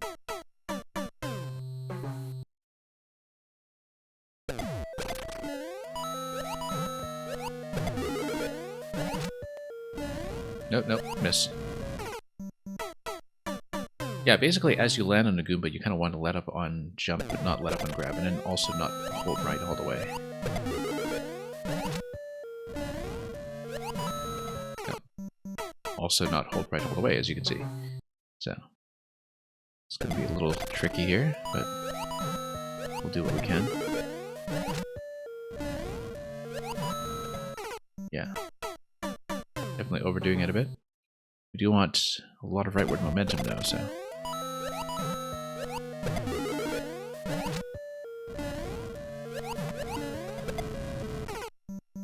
Yeah, we just don't really know the throw location yet. The arrow looks promising, but it's a big arrow. We don't exactly know how it's going to go.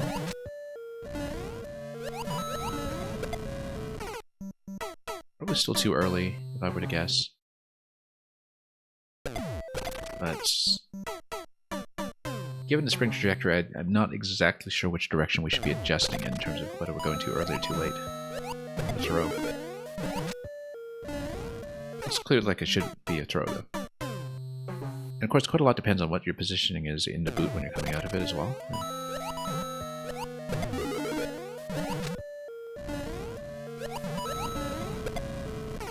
Coming in way too low off the boot, we do need to jump off almost immediately. I certainly hope I'm reading this correctly, but... that seems way too late, I think. Because the bounce just comes too high. Hopefully we can try it when we're dead center over the arrow. And no, that doesn't work. Oh, I see what's happening. Because mechanically I think I'm letting up on the jump a little too soon there too. Again, not much muscle memory for this Wii U gamepad. Just need to kind of get used to that momentary letting up of the grab button, but not the jump button, which mechanically has always been one of the hardest things for me to get used to about shell tricks and the like in Maker 2 as well, so we just maintain maximum jump height while we attempt to do this throw. If we can't really even get past this throw, then of course we will not be progressing very well, but we'll try to learn it. It's only going to come back and haunt us later if we don't, so... Yeah, it looks like later on there's going to be some kind of drop on top of that note block as well, if you look at the Karibo shoe stacked on top of the boot.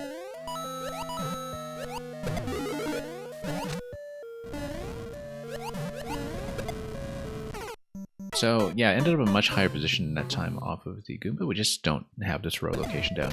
And we kind of have to learn that with a fair bit of practice, trial and error. Yeah, the muscle memory here throws me way off, because on one hand, there's a moment where you're holding on to grab and letting go jump, and then on the other, you're holding on to jump and letting go grab, which... And then at the same time, you're also hitting the shoulder button to do the jump out of the boot. So the whole sequence there is muscle memory confusion galore, and so... Yeah, because you basically have 3 little inputs here in quick succession that require you to switch between tasks quite quickly. We'll try to at least make this jump with a spring, but... Yeah. We just haven't found where to make that throw.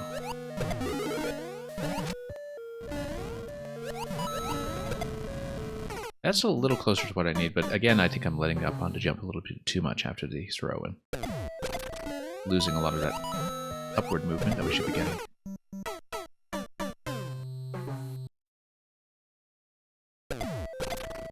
Oops. Well, I mean, certainly not the only one to leave a death marker there, by the looks of it. Or there.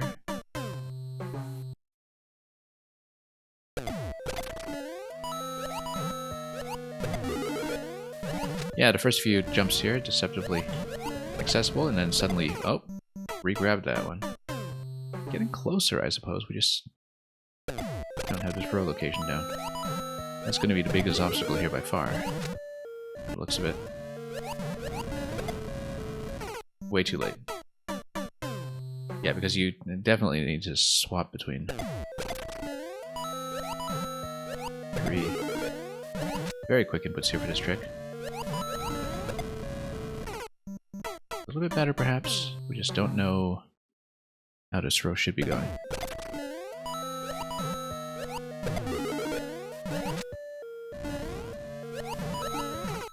Yeah, that's going a little bit too early, obviously. I was thinking going early on a jump at a boot would be a good idea, but we still have to make it under that curve.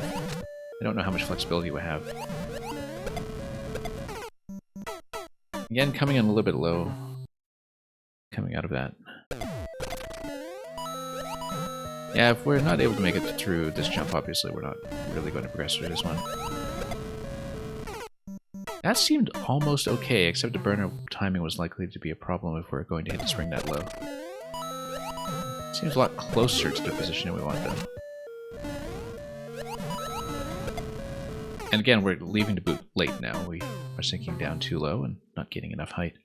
I think we pretty much want to go as soon as the way is clear to go under that spike on the ceiling. Whoops.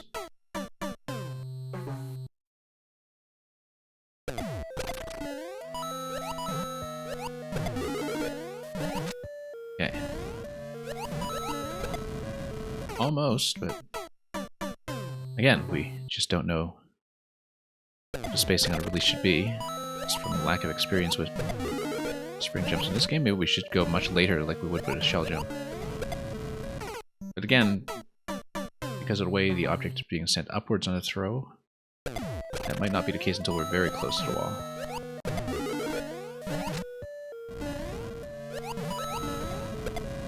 Yeah, no way. It just goes well above your head if you're too close like that, and so I think you do have to throw it fairly early in order for the spring to just get low enough under your feet. So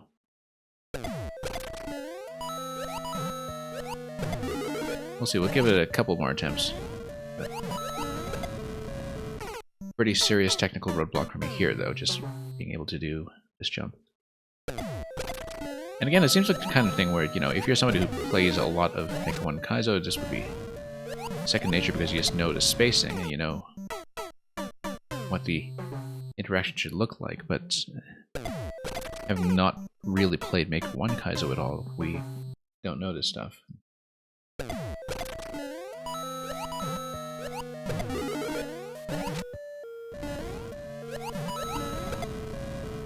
Yeah, that's Probably too early. I mean, the intersection almost looked fine. We were actually a little low under the spring that time as it bounced back.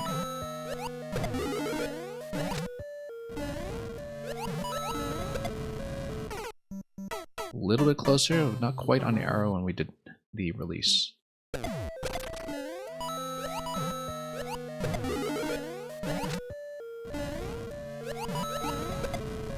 Oh, look at that, went way over. That's more height than we usually gain, but of course not very good for our purposes if we are trying to actually make it over.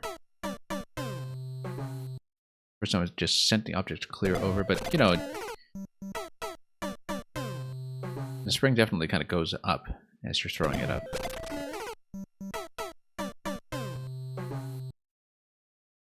Let's try to get back to it first, of course.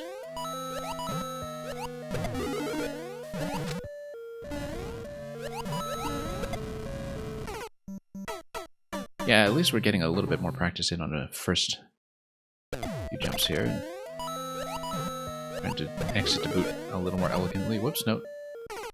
Speaking of which.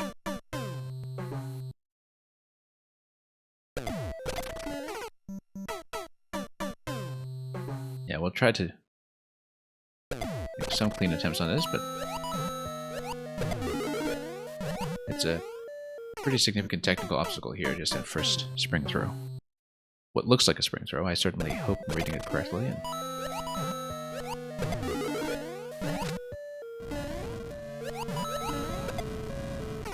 yeah, just haven't found a space for it yet. And of course we need to get a nice high bounce off of it too, so we need to be prepared for that.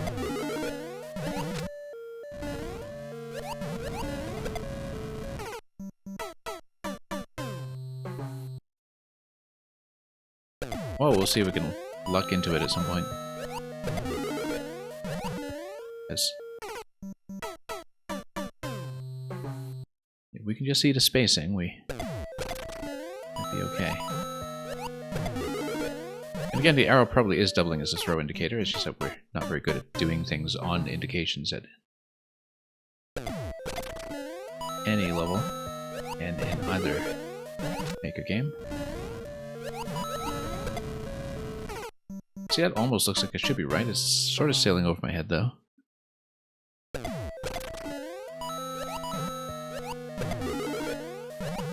Nope.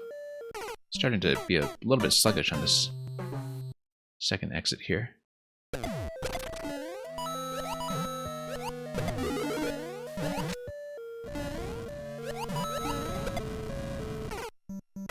Yeah, that's still landing in front of me.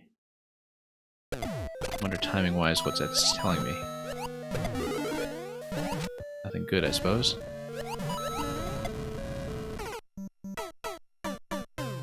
Yeah, it's going to be basically trial and error for me to try to find the spring throw location. I'm pretty convinced I'm reading it correctly, though. We just don't know the spacing.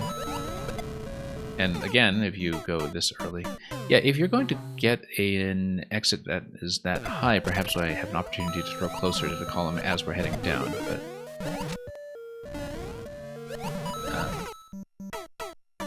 in fact, if we do kind of a full jump that hits the ceiling, that cleans up the timing a bit. We've been kind of doing a manual drop here, because maybe that cleans up the angle that you're coming in at.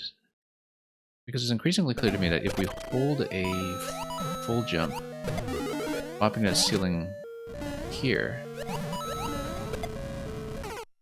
that simplifies the input somewhat, because previously we had been doing just a little bit of a controlled drop into the coin where you catch the boot. But you don't need to do that. You can just hit the ceiling and the timing works out. So we were making that input a little harder for ourselves than we really needed to right here. But then it does mean that I'm kind of picking that up and exiting it a bit late.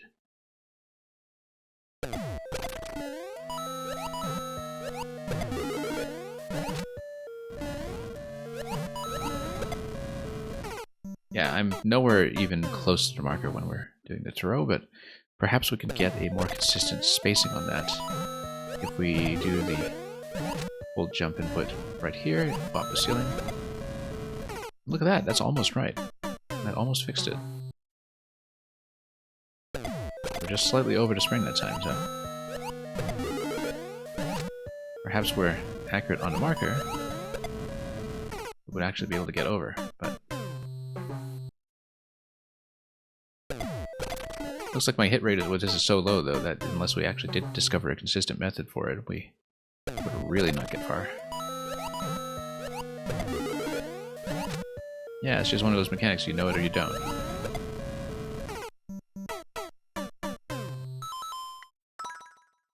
Well, the first few jumps were satisfying, but we are clearly not going to make much progress here. Because not only do I need to find that timing, I would need to find it consistently. And if it is the case that the arrow is essentially doubling as a throw marker, and it looks pretty close to being the case, we still have a long, long ways to go. So, might download this to take a crack at it. Might actually spoil myself with a clear video, because of course, you know, with a lot of these old Blind Kaizo race projects, lots of video footage does exist. So... this is another one that was for BKR. This is for Euro BKR. Look at this. This is a 0.08, so pretty much no chance we'll clear it today. But as with the previous level, we'll try it and see what the roadblock is and what kind of technique we might be missing here. So yeah, I expected, looking at today's level list, that we would have a couple of situations like this, and then we will spin out of this. No, it's not. What is that? That's it. It's full jumps over here. Not a big deal. Oh yeah, no, but the spring gets you into a normal jump, so what's going on with that? I'm not sure if this is a Maker 1 thing, or if it's just missing something obvious after being busted up by that previous level for so long. Yeah, because a spin jump normally, that's not going to get you nearly far enough. But can we actually convert out of this into a spin? We kind of can, but it doesn't get you very high. Well, I mean, that's not going to get you anywhere, so... How is this going to work, then?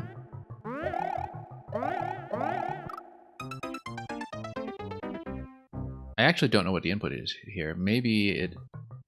Well, we'll experiment with this a little bit. Because there's probably something technical I'm missing here. And... Because how would we get a high spin out of a note block? We really don't know, so...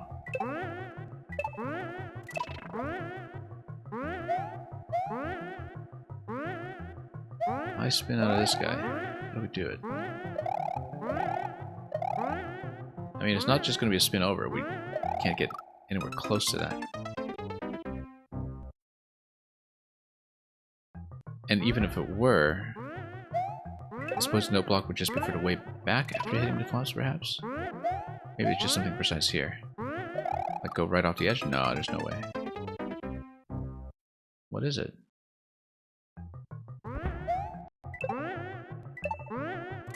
Yeah, so we basically kind of see technical obstacle number 1 already. I actually don't know how to do this jump. So there's something technical I'm missing. Yeah, so you can do the spin off of this guy. Maybe it's something frame perfect, or... This is something like you can kind of improve the bounce if you just kind of alter your timing a little bit coming off the block.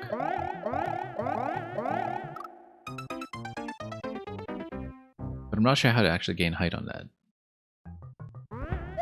Because it seems like you need some kind of high spin coming out of note block in order to have a chance there. Because it's not going to be this, and we don't really see how to do it. So, yeah, it looks like it might be... I don't remember seeing this Maker 2 either, so it might be some kind of Maker 1 tech that we are not literate in. In which case, our run through this is going to be extremely short. Because we just don't know how to do the jump. I mean, what are you going to do, right? I'd have to revisit that.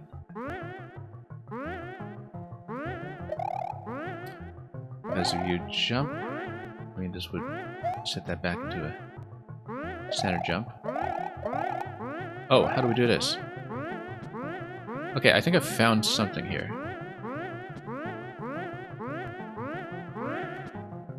Hang on, we gotta get out of this first. Spin, and then spin, spin. Yeah, no, we found some way to do it. I was trying to press...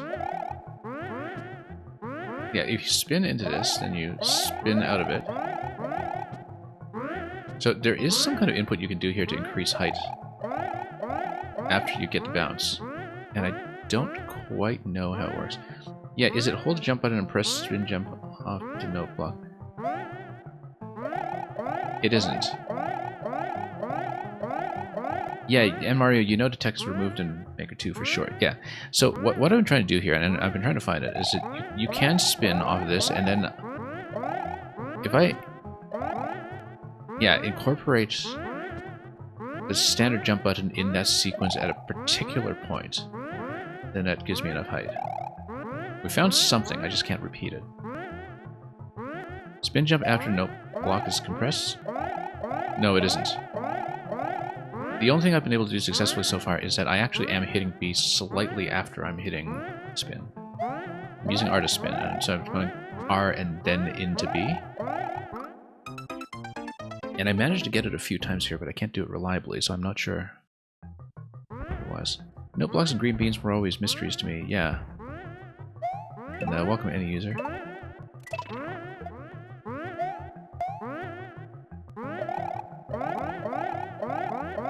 Yeah, there is a way to do it. We saw it a few times earlier, and I just don't know how to recreate it.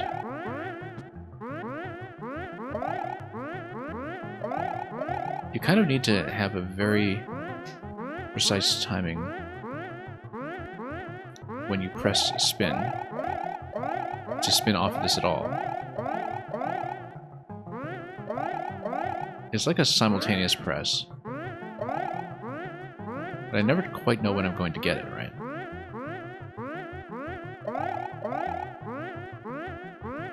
But it is... Yeah, okay. It is a simultaneous press, and you only get a spin off of the note block if you do it right as you make contact with the top note block. Like that. There we go. Yeah, no, you only get a spin in the first place if you make contact at the top of the note block's tile. By the looks of it. You can't do it when it's low, really. And if you press spin and jump at the same time, you get it. So, hopefully we can do it consistently. Like that.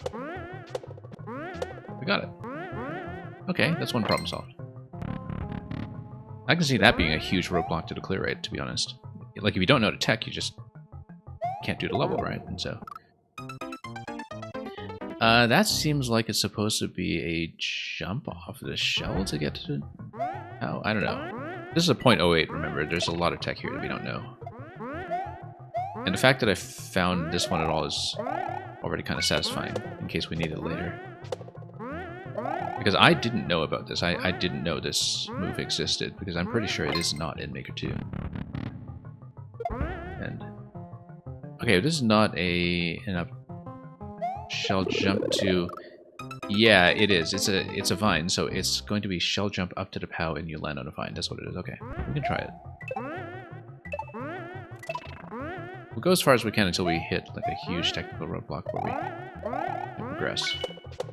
Yeah, I'm doing it consistently now, which is great. It's actually a great feeling to learn this on the fly. Yeah, it is both jump buttons as you make contact with the top of the note block, so... Oh. Didn't quite make it. Yeah, you need a shell jump with a throw that is accurate into this. Perhaps we go slightly earlier on that. And if you do that, then... the POW would kill the Buzzy, then it would probably maybe give you something from off screen that we don't know about. Although in a particular position, the Buzzy is going to begin its drop, right? And then it gives you something to work with? I don't know.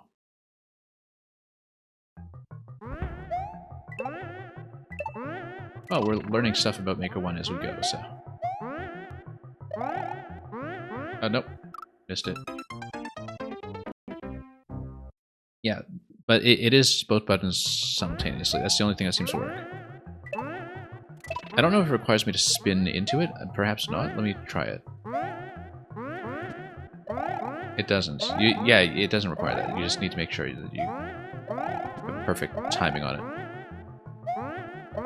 Okay, there we go.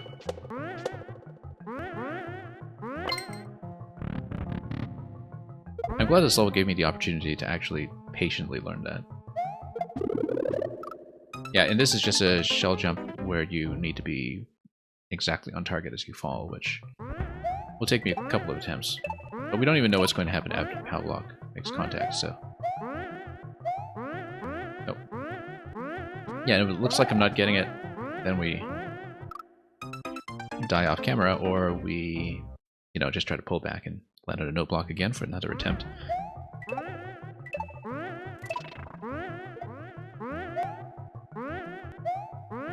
There we go. And we'll wind up over here. Again, that's not what happens. Yeah, I guess... Oh, I know what it is, actually. You get onto the vine after the POW block activation, and at that point the buzzy shell comes down the conveyor belt, you pick it up and you do a shell jump up a single column, which will get you up to the vine. Now, the single column shell jump we have done in Maker 2, in some things like some auto-scrolling levels and music levels, but... We'll see how it feels here if we manage to make it that far.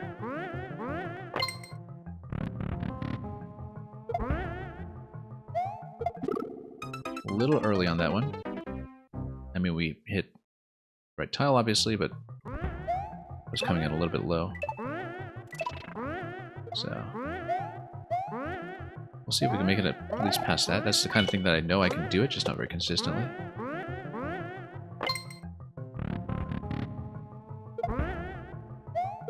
Nope, missed it. Yeah, hit the POW, drop down to the vine, pick up the shell, single column shell jump. Up to the next vine after that. Nope. Nope, missing it. Better to just spin into it, I think, just to get a crisper timing. So a little easier to visualize. For some reason. Nope.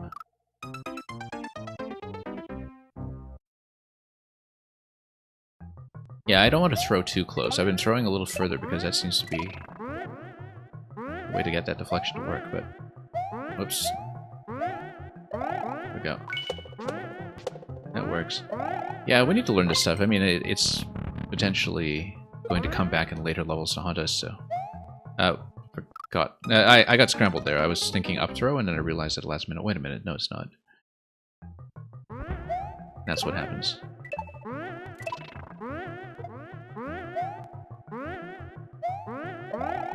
Anyway.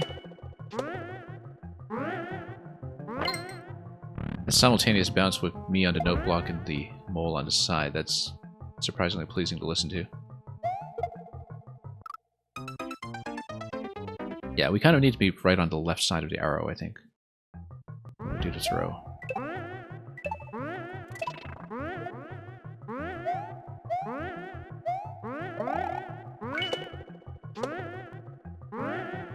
Anyway, through here.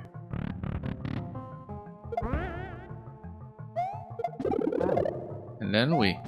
Okay, we do get a chance to jump this. It's very nice, okay. Progress. I guess we just lead them all over. And then we have to pick up the POW. We need to be careful here, because basically we need to be standing on exactly the right height. Which tells me that we have to maybe, you know, lead the mole over and then soft drop the POW to kill the mole and then have POW on top. No, it needs to be POW on top of one tile. Which means that if you lead the POW over and then smack the correct object... What we'll see. We gotta jump over it, basically. The mole is trapped in this little area here, so... It's trapped in this area over here. Is it a momentum thing? We need 2 POWs. Where's the second POW? Where's the second POW even coming from? I have no idea. Possibly we need to get on top of this, and second POW is available further up? Nope, I don't see it. Where did we get 2 POWs? Did I miss something earlier?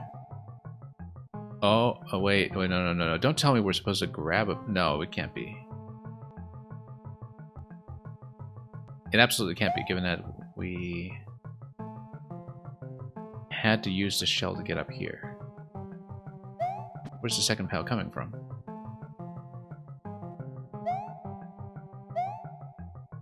Maybe there's a momentum thing going on where the mole...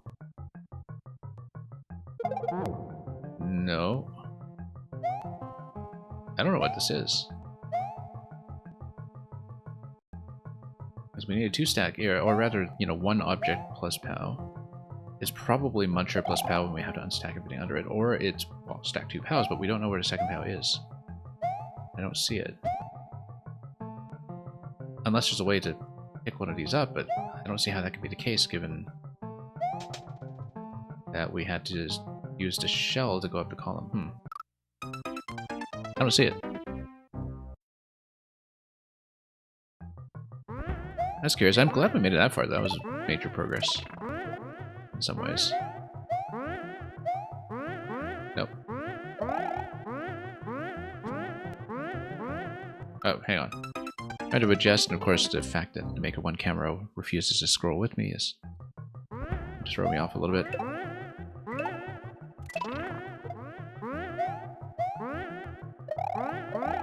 Oh.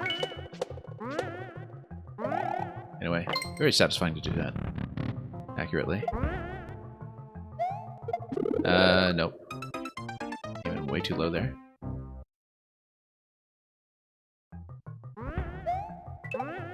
Yeah, I don't see a second POW. I don't know what I'm missing there.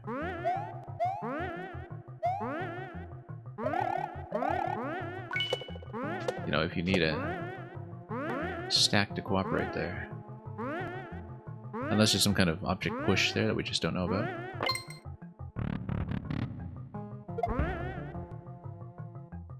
Where you have to unstack the munchers on the right and then... I don't know. I don't know what it is. Missed.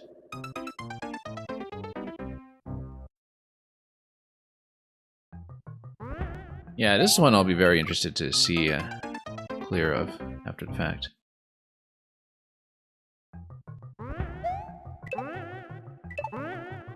Because the interactions have individually all been really interesting so far.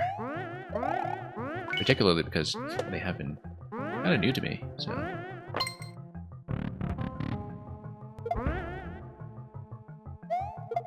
Nope, missed it. We did find a sweet spot earlier, we just need to find it again. Whoops.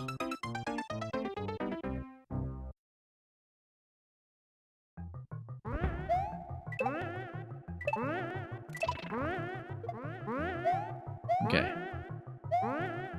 Nope. Yeah, better to spin into it, not because you need to, but because I find it easier to visualize. Well, apparently not. Yeah, there's only one window that really works for that. It's off the top. Let me think about that.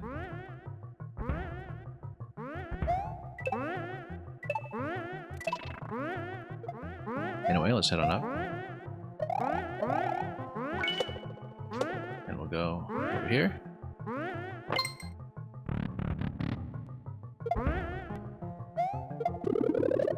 And we'll try not to miss that shell jump every single time.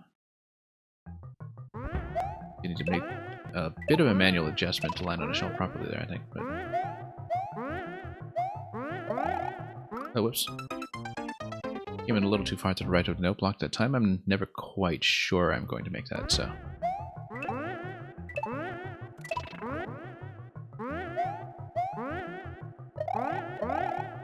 okay, much better.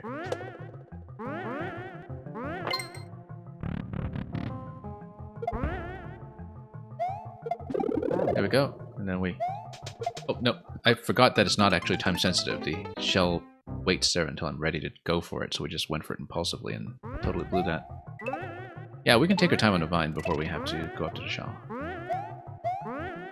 That's what got me through it last time. It got me through it cleanly. Because the one column shell jump there is really not too bad. At least it wasn't the first time. But then after that, I just don't see where that second power is coming from, and I don't see how to unstack the mole in such a way that it's going to cooperate with me, so... I don't think it's going to be one of the previous POWs that is relevant there, so... I don't really have an idea of what I'm looking for. Oops. Hang on. I'm trying to readjust there, but of course I can't quite see the ceiling. And... yeah, sometimes we get this, sometimes we don't. Go.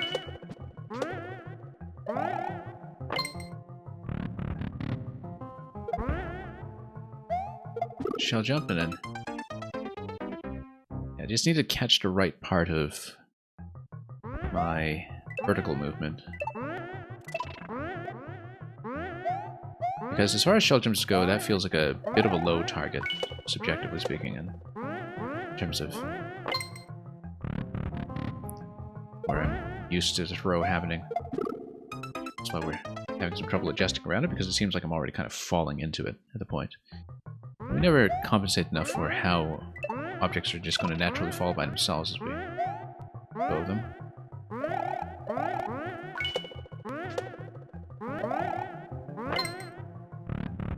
We'll see, because I don't know if it is signifying that I need 2 POWs or... oh, no. That's okay. And then we missed anyway. That was not meant to be an up throw, obviously. I was just trying to do the single column shell jump as we did previously, and we just pointed the wrong way.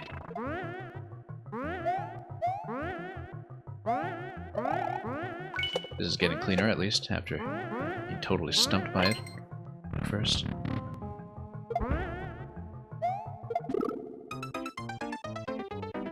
But yeah, even if we get back up to that mole muncher house stack later, I have no idea what to do with it. I don't actually see the solution.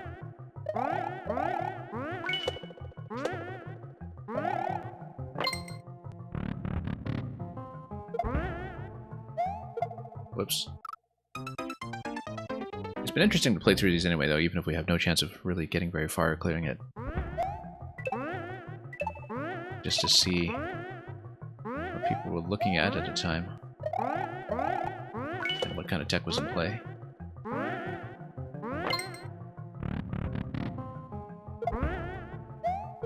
Nope, keep missing it. Yeah, it's a very hard one to spot. I always think that, you know, with a jump like that, my instinct of we're just doing a shell jump to get over a column or something would be to go slightly higher with it. So it always feels like I'm kind of pulling back a bit going towards the shell throw, and that seemed to work. That worked as well. Okay, now here's the problem. We don't know how to do this. We obviously need to stand on object plus POW. And it would almost certainly be muncher plus POW. But how does that even work? Is there a way to double this? We can kind of jump over. I was hoping that, you know, if you have sufficient momentum with the mole or something, then and then you hit the POW. Well, I mean, you can't use the POW, that's the thing. You can, at best, just drop it and just gonna push. Not even that kind of push. Oh. I was hoping that I could kind of deflect the mole up by a block. Because it kind of looked like I could get it to recoil and have a little bit of upward movement, but wasn't quite sure how it was going to look. I'm not used to POW to do POW drop and enter the pipe as it's falling. You know what, in Mario? You're probably right. I didn't even consider... Oh! Staring at the spiny shell too long. I didn't even consider that. That's almost certainly correct. And then the whole mole muncher thing is just there for the mole theme and to give you a, whoops, tricky little pickup on it.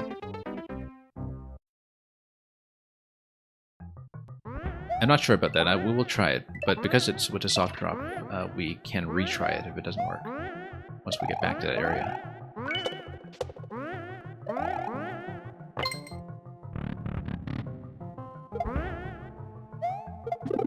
Yeah, a little pullback in there makes a big difference. Whoops, no.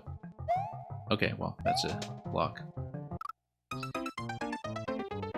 bit early on that throw, we kind of have to be right at the peak of the jump to fall into the shell accurately. We don't have a good intuitive sense of some of this stuff, so...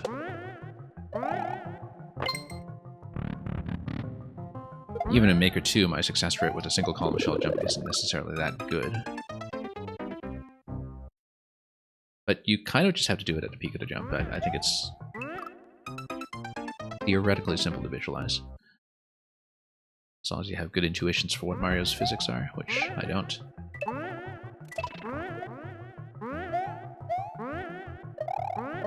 Anyway, let's bounce up here.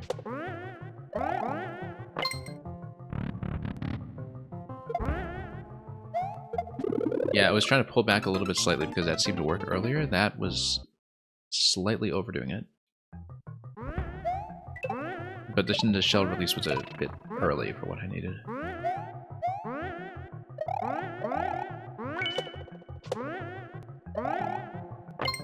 Yeah, just need to be very rhythmic about that as you make contact. Yeah, slight pullback on a jump. Not quite.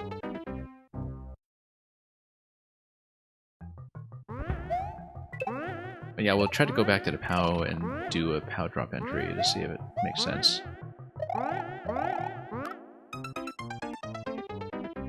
But the fact that, you know, you kind of had two POWs marking that area to the right of the pipe makes me a little bit suspicious.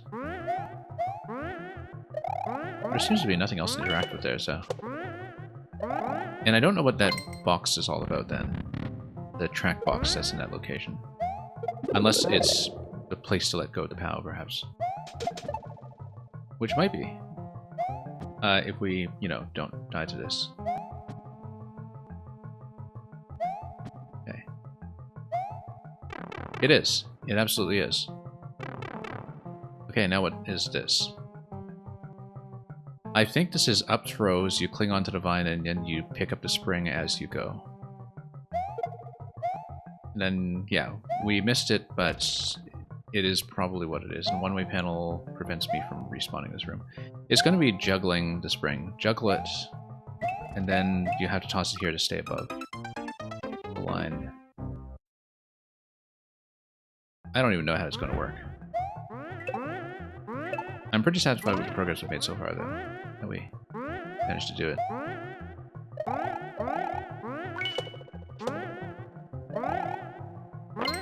That's a lot of stuff to do before checkpoint. Oh yeah, but, you know, this was a very advanced race level, and with the cream of the crop when it comes to Kaizo, so... There almost certainly is a spectacularly clear video that exists. It's really interesting, though. Every interaction here so far has been pretty unique, and something that we've needed to think about. I mean, I guess something like the POW drop entry is something that it might be bog standard to people who know it and are used to it, but it took me a long time to spot because, you know, I don't think we've really done POW drop entrances like that in Maker 2 very much either. I don't know if that's just because we haven't played the relevant levels, or if there was some kind of physics change with that as well. Because you would think I would have seen it much more often, given how many object handling puzzles I do, where that might be a potential cheese. The POW drop pipe entry, like, I actually don't remember off the top of my head how similar that is in Maker 2, if at all. Whoops. I just don't know, so... Oops. Well, we'll try to get back to that to see if we can do the spring juggle. I find that maybe that's likely to take some work. Again, one thing I've been talking about with Kaizo levels in Maker 1 is that you have to remember that all of them were designed with the expectation that people would take it into the Maker mode for practice, segment by segment. So, with the kind of Maker 2 mindset of starting from scratch here that we have, we might not learn it for some time, but it might be one to really kind of take into the Maker mode. This one, much more so than some of the other ones I've seen up to this point, where you really do kind of need to work out each segment one at a time, rather than doing that kind of perpetual motion sight read that you very often see in Maker 2 instead. And it's very detectable to me here that there is that social expectation of being able to practice by segment as you go, because it's clear to me that you do have to kind of look at some of these things individually. So yeah, this, of course, definitely kind of has Take It in the editor written all over it, and despite that, it still is at 0.08, so, you know, who even knows if it is checkpointed?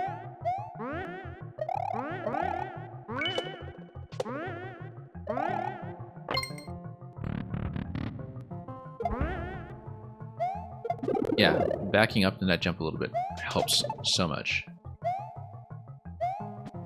Anyway, nope, that was supposed to be a soft drop. We just missed.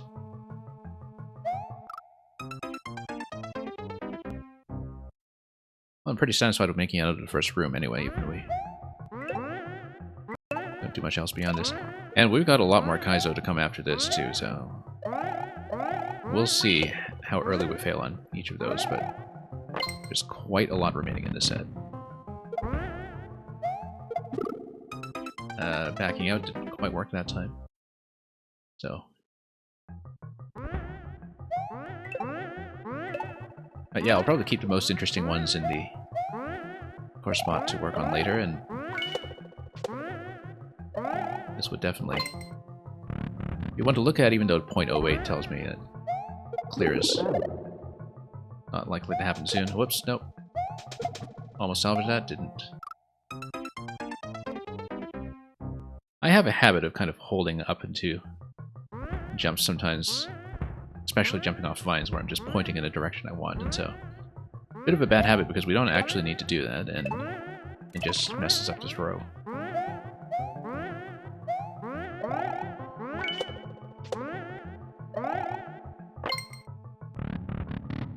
Anyway. Here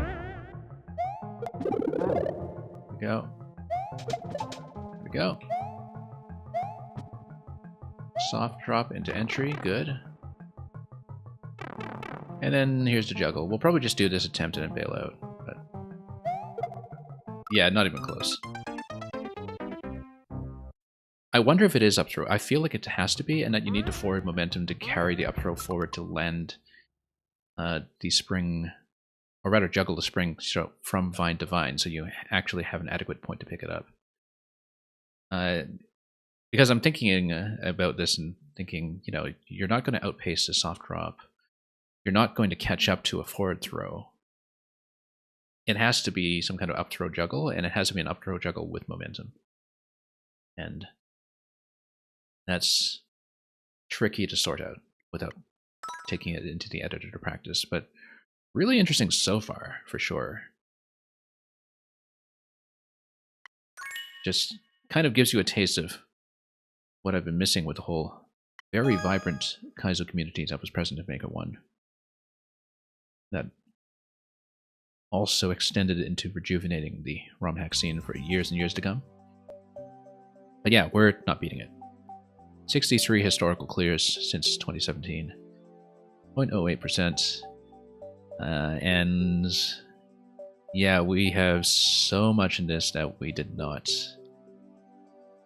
even look at yet because we were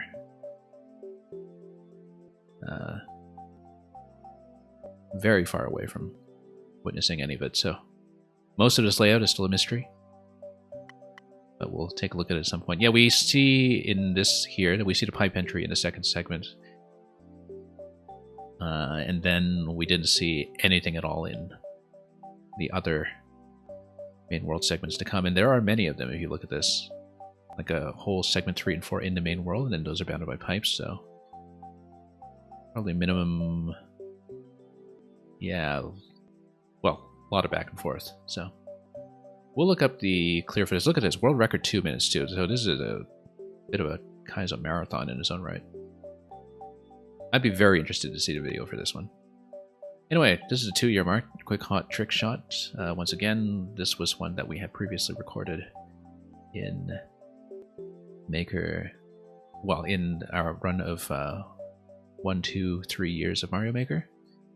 So we won't re-record it today, but I'm going to probably look back at the video and experience it again. And here's the next one we're doing. I'm back up into gentle clear rates here with bloopers extraterrestrial base. So this is late 2017. It's kind of getting into the Nintendo Switch era. But still had a lot of people who were very dedicated to Mario Maker on Wii U at the time.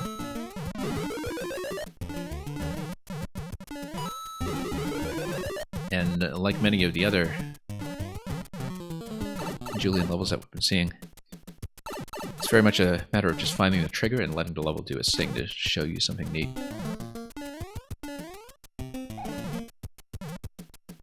Yeah, I mean, prior to this, you know, I did associate Julian very much with this style of level, and I didn't know he made that much Kaizo, but he actually has quite a bit when it comes to Kaizo contributions.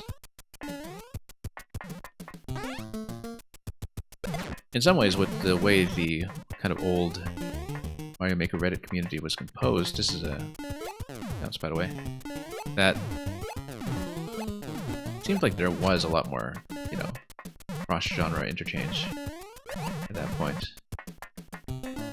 Anyway, we'll hit that, we'll hit this, and raise this, let this lower everything here.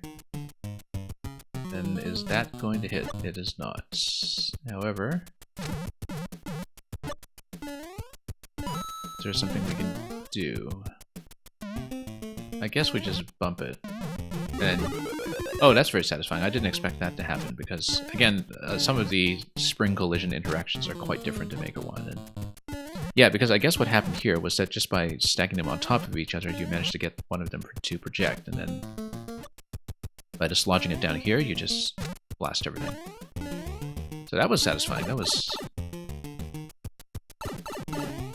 you know, Maker 1 physics that I knew but hadn't necessarily remembered.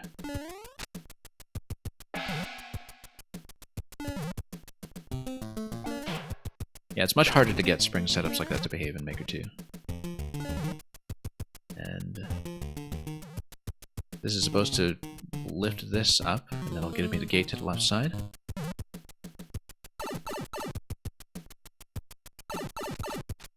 Then, yeah, you just bump this block by block. Interesting. Interesting how this is going. Yeah, because it's getting bumped by the spring, but it's also carrying the spring, if you look at this. And that's what is giving it this huge bounce every time you bump it.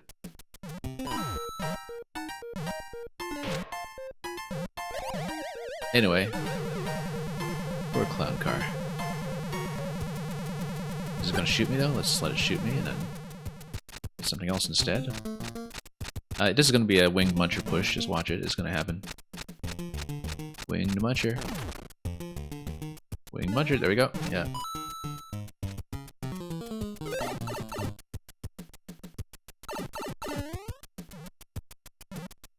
And this is going to be another clown car drop, this time with something dead. And then it's going to drop the spring and set it up.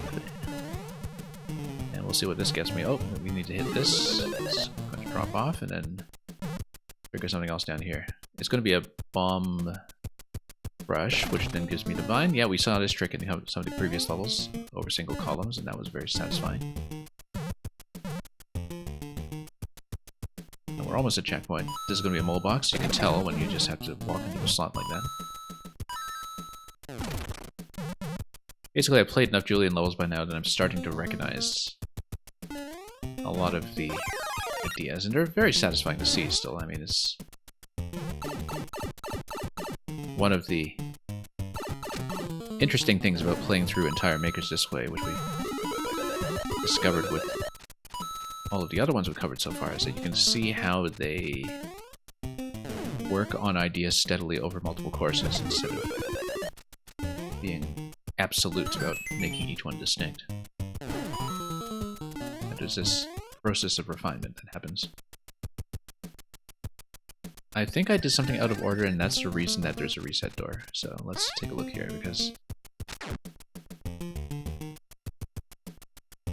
yeah, because this springs up, but then you don't have anything that will hit the P. Because if you unstack like this, then a bunch of blocks over here, and then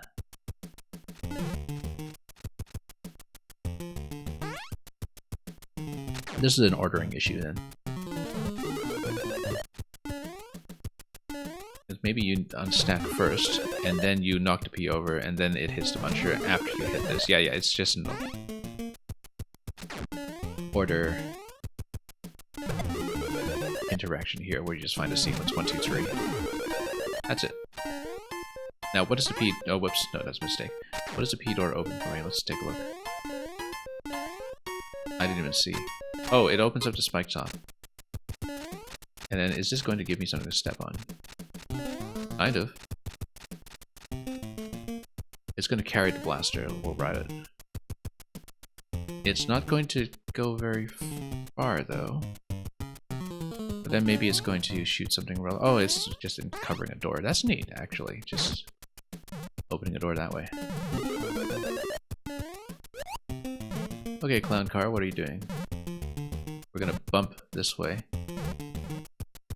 I have a feeling this doesn't work in Maker 2. But then momentum transfer between objects in stacks generally doesn't work the same way in Maker 2. So, you know, the fact that we can bump the blaster and have it interact with Clown Car, I'm not sure. I would not take my word for it. This is pretty much after all of these streams, I've always been going into the editor in Maker 2 and checking to see if some things work the same way, because I feel like this doesn't. But let's go through here. But I'm not sure. Somebody who really knows blaster offsets would be really much more informative here. We need to hit the invisible block. We will come down here and do it with the tail. That's going to get me to bomb crush. Then go through. So yeah, metal note to check that. That will see how that clown car collision works with the blaster, because I feel like in Maker 2 you would just get pushed by the blaster, like you wouldn't actually be able to deflect it like that. But I might be wrong, and I've been wrong about some things before when I say that some things don't work the same way in Maker 2, well, some things actually do, but am I going to get a pipe entry here? Or is it just going to stick me here? Oh, actually, yeah, despite the offset there with the blaster looking like it's about half a tile down, it is in fact enough to get me through. Which I didn't expect, because it totally looks like that was not going to be the case.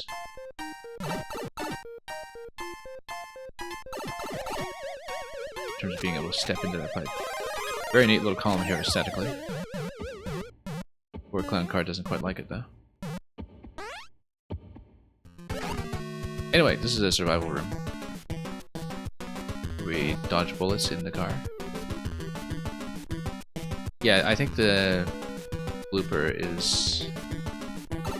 well, I don't know what it's doing for me here. I think this is just timing.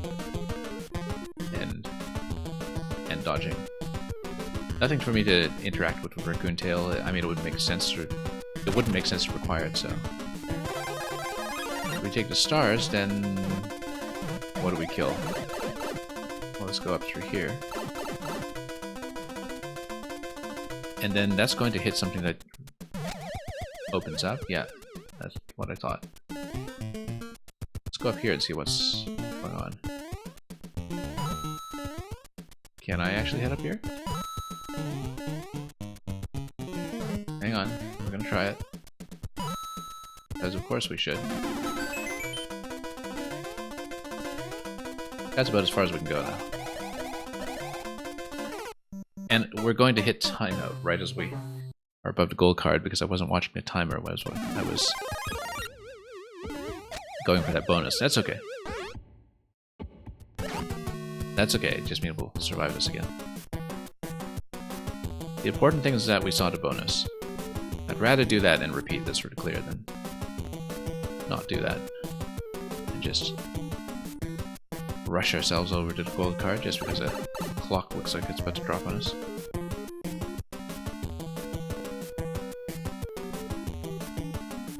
But yeah, Julian loves the survival rooms.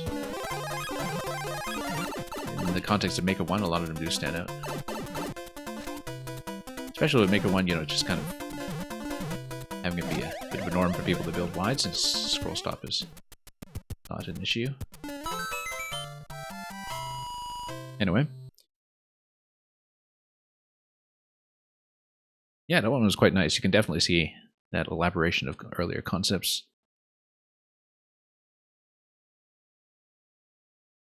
After some time away from them, if you kind of look at the spread of the upload dates between this and some of the earlier ones in this format.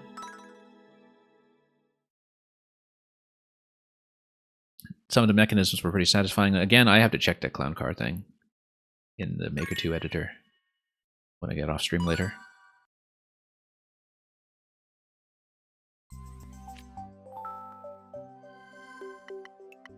Jungle race, 30 seconds. 30 seconds, but the best clear is actually under 20, which is interesting. So, could be a lot of flexibility here, so let's see it.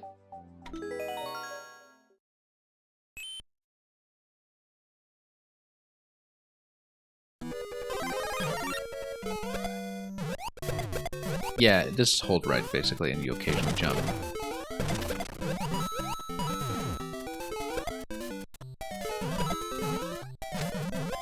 And it's kind of too fast to read otherwise. Oh, no, we weren't supposed to do that. We were supposed to just fall into it. 4 seconds remain. It says 30 seconds in the title, but it's actually 20-second level, so the timer actually is going to be reliably tight. So the title is just misleading.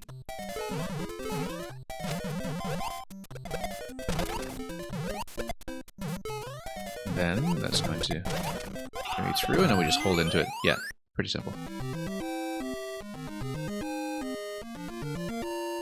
Yeah, the only thing was realizing where there was just a shell kick followed by a drop rather than any kind of jump. That was just one thing that I misread. And we're off by 0.032. But we're not going to work on that. What a misleading title, though. I can't believe he didn't just re-upload it to fix the title. Oh well. Too late now. By several years. That's okay. I mean, no one cares about the titles anyway once you get into the level and see the clock. That's what takes precedence. Mario Kart Cryptic Catacombs. So another take on a Mario Kart concept, and I think looking at this, I already see that he's going to use the same Wiggler ramp that we saw in that previous one, which was, I thought, technically the most impressive thing in that last one. So this is going to be another take on a concept, and we'll see. There are a couple of instances like this where Julian has something extremely popular and he'll get back into it and make another take on a concept to see if lightning will strike twice. In some ways that has really paid off in some of the levels. Certainly the case, I think, with the Big Mushroom Bomb levels, where the second one was even better than the first.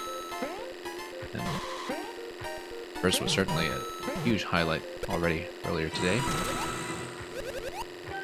Then, yeah, that one you just kind of needed to see that the high bounce was going to come off that shell.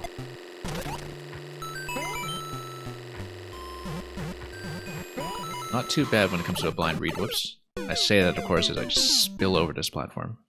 That wasn't a reading issue, that was just a late on the jump button issue. And of course, you know, these little starting gate setups here too, with that little bump in the beginning, that's not possible in Maker 2 just because of all the restrictions on the opening area that were meant to accommodate multiplayer.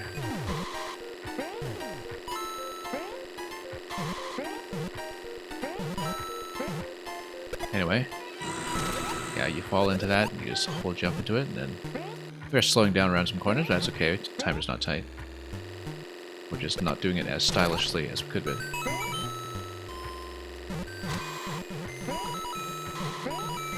Nope. Let up a bit on that jump again. Same spot, actually. Such a simple thing, too. Jump from platform to platform. So yeah, just a little beat, beat, beat push here, and it's not something you see in Maker 2 anymore either. Even with or without such a thing as a Mario Kart costume.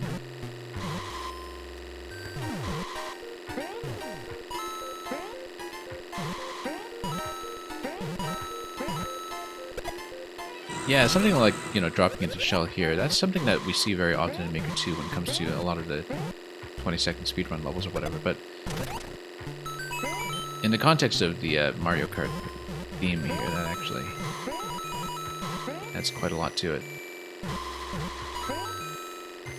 What, with the Mario Kart experience of shells flying everywhere, and that's not the first time we see that kind of surprise dunk ending as well. All these boos trying to make you pay for your past transgressions, like, for example, missing that whole coin trailer there.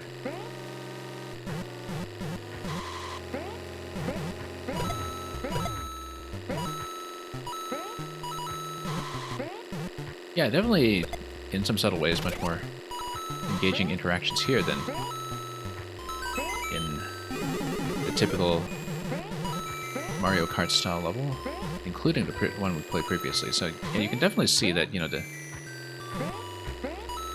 return to these concepts was well worth it. That were definitely ideas for the sequel that Julian wanted to put in here, so... Oh, we totally missed a top. We should have ridden it. We're going to redo this to try to get the top of the flag. This is satisfying enough. We'll do it. I feel like the top of the flag was very much obtainable there, and that we just slipped. So, we'll just do a quick replay. Way off the world record, as expected. Also because I know that there's going to be a lot of Kaizo coming again after this, so let's, you know, take a bit of a breather here before we proceed. Just do a little bit of auto running while we still can.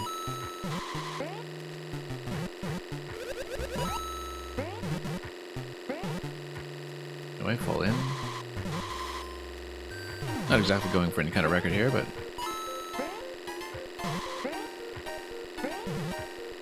we'll just bump around as much as we can. Still love that wiggle staircase.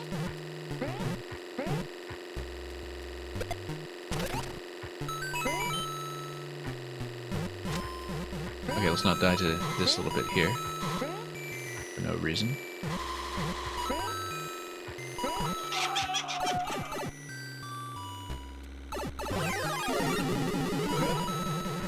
Boos everywhere.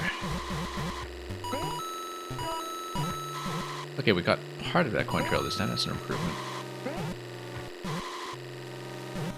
Yeah, there are a lot of segments here where we could just do a standard jump instead of doing a whole back and forth, but that's okay.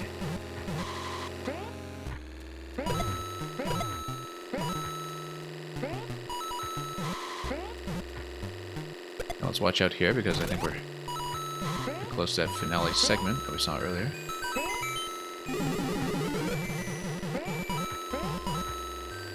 Not that I have a particularly good memory for this.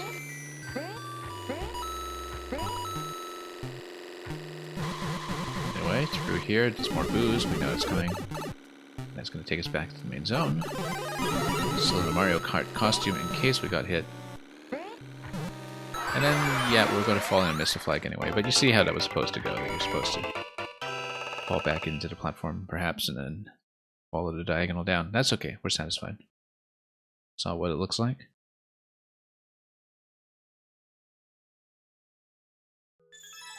And we'll continue.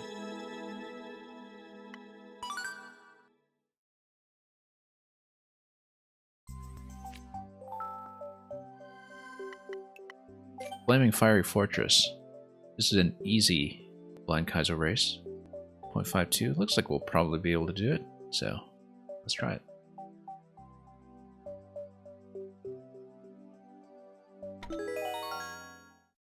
And let's clear something in what is nominally the Kaiser category for once. And yeah, that's not even a shell jump or anything. That's just shell into the question block. And then after that, we need to not land on a spike. Do we jump off of that? I think we do.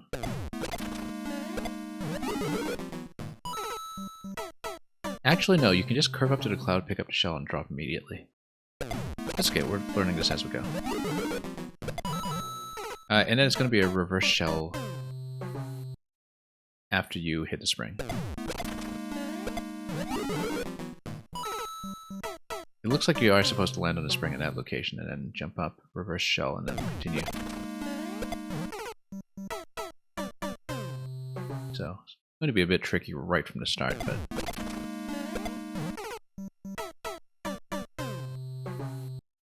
we'll try to make it.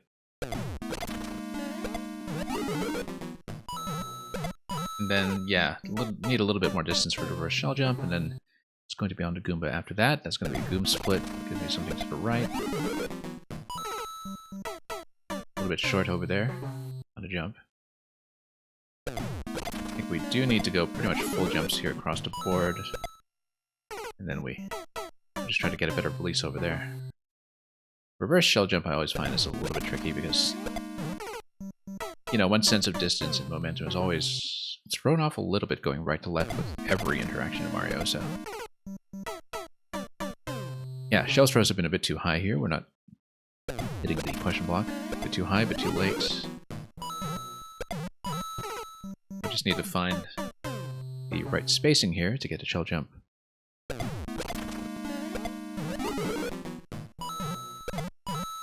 Still not getting it yet, but... I think I'm a little late on some of those throws. Actually, no, early, because I'm still kind of going up in that jump at a time, so... and I need to fall a little bit towards that shell, and then once again let go of this one a bit earlier.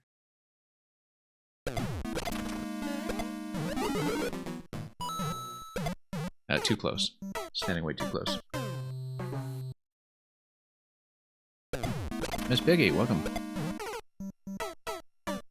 Hope you've been doing well.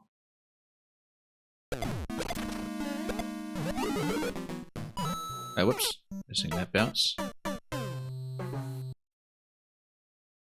It's okay, we'll try to get this basic stuff out of the way and down a little more consistently so we can actually progress.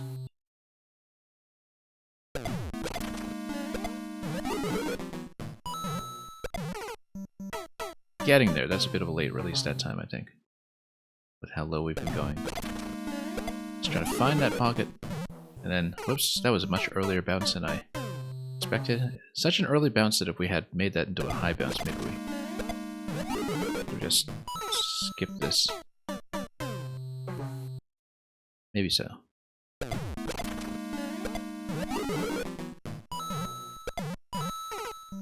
I don't know why we need to do the reverse, to be honest. Like, I don't think that's a strict requirement, is it? Why would it be? Why can't I just do it as a normal shell jump?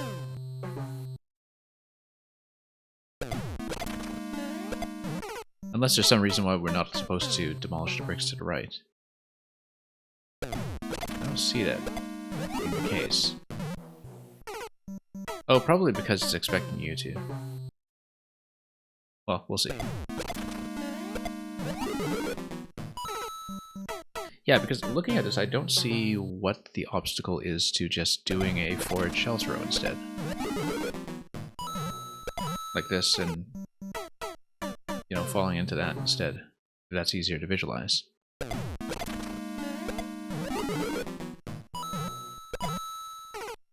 Maybe there's some reason, the physics here, why that might be the case, but I don't see it.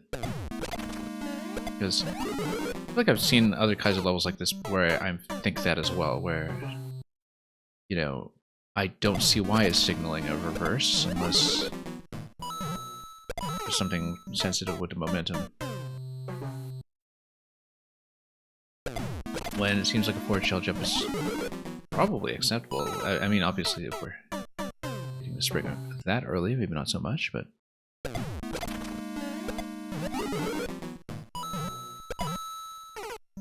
Yeah, maybe it's a spacing thing where, you know, you're kind of expected to have so much forward momentum going into that reverse is advisable, but I honestly don't see why that's required.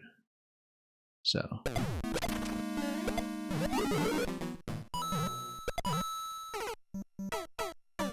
Well, I mean, we'll see. Maybe we should follow instructions, but... Could be something to do with the trajectory that you have as you're heading over. We'll find out. Because I totally think that we can do it as a forward shell jump if we just find the right pocket of timing to go there. Again, even slight fluctuations in when you activate a shell are going to affect the point at which you make contact with the spring. And as you can see, if we're making contact so early on in this fall, that's telling me that maybe I'm throwing it with poor timing here. We don't want to ram into that, of course, but we didn't previously have that issue. That was way too late, obviously. Yeah, maybe it's supposed to be more of a smooth motion if you do a back throw simply because you're going to pull back a little bit anyway. But I totally think a forward throw will make it over.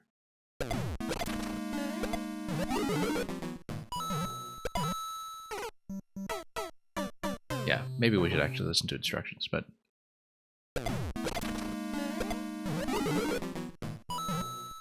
No. Yeah, I guess the idea is that, you know, you're pulling back to cut momentum anyway, so you might as well just do the back throw. Do the shell jump if you can time it. Otherwise, you just wind up too late. And too tight when it comes to the spacing. So you would just need to reverse anyway, so... Supposing we do the back throw, we just need to find a better timing for it. That's still too much of an early throw if we look at the positioning of... We are. A lot of it is just finding timing. Find that with practice we could potentially get a consistent timing that we work with here. No, too far away.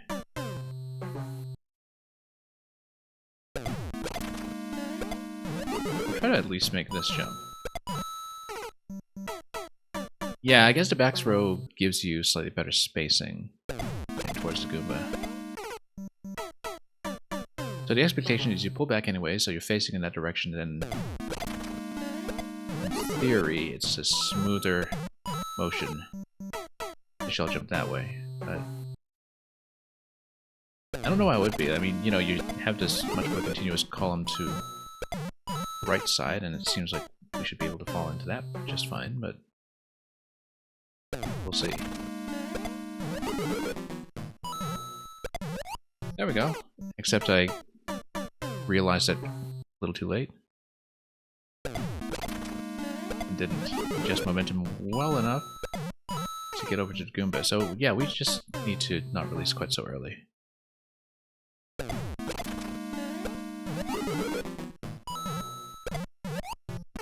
Not quite. That deflection.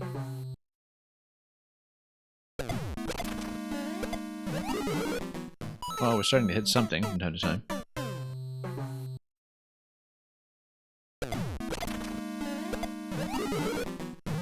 Well, for something that's the easy BKR that we were so confident about looking at the clear A, we are quickly being corrected on that score.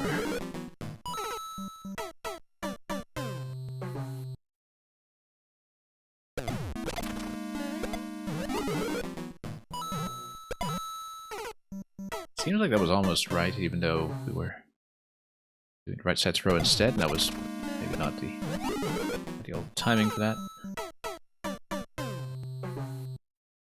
It's okay, we'll try to progress a little further. I feel like we can do it.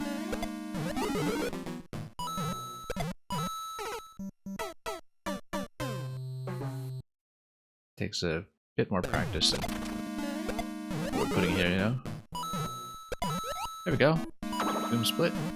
And then we do need to hit that accurately, and then it's going to be over to the blue platform and then jump up to hit the motion block on the right side. So that was the shell jump going off the right. But yeah, we can immediately see what the next few interactions will be, and you know, it turns out the shell jump here, predictably, is the biggest obstacle early on.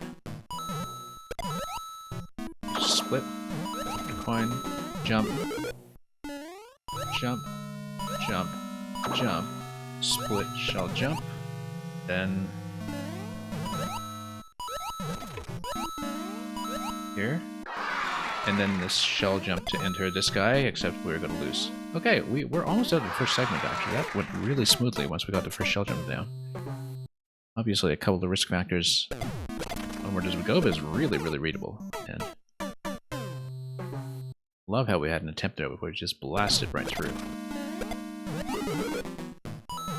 Don't know if it's checkpointed after that, but if we get through segment 1, that's a very big deal already. Oops. Thought I was going to make contact earlier. We did. So yeah, both times that it was successful, it was with a shell throw to the right column rather than the left. We'll probably try to keep that. And we just need to pass the, you know, shell jump from stationary position at the very end to get into the up pipe.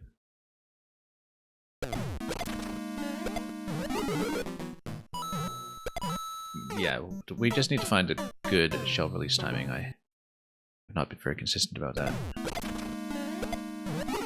Oops. But I love how we just had a clean attempt throughout the whole segment just as soon as we got over the single roadblock here.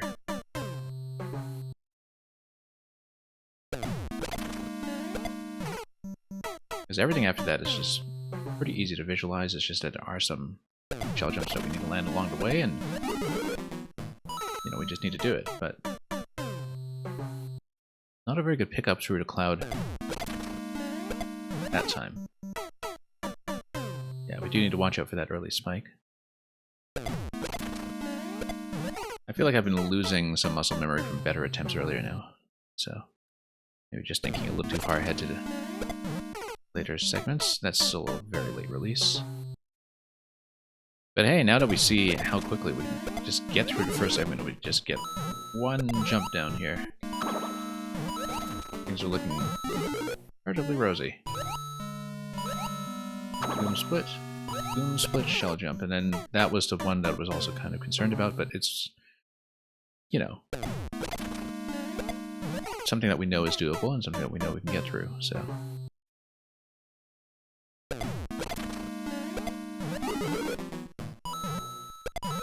Okay, here we go.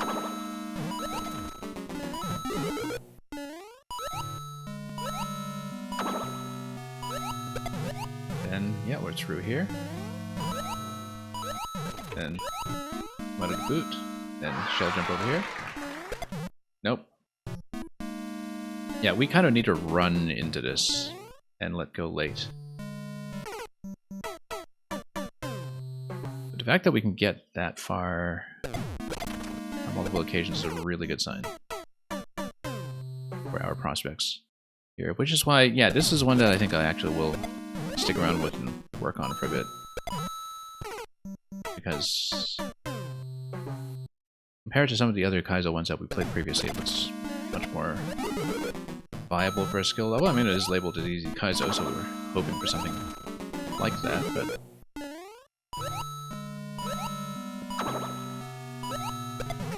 Yeah, and then we need to fix up this release a little bit. That was a little bit late, or maybe a bit far. Or we're failing on that drop. And we need to aim a little better going into this shell pickup here.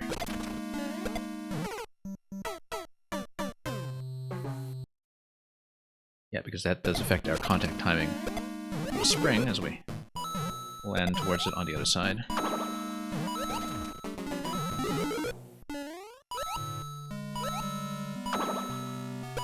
Whoop. That was accidental. Didn't expect to just lose the shell there. That point of contact, so that was an unfortunate mistake.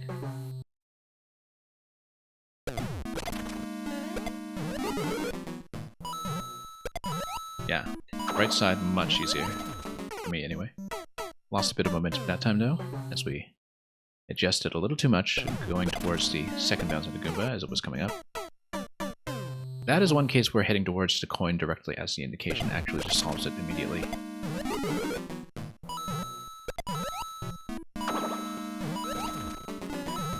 Then, yeah, suddenly we are progressing. Well, suddenly we're landing inaccurately, so never mind that.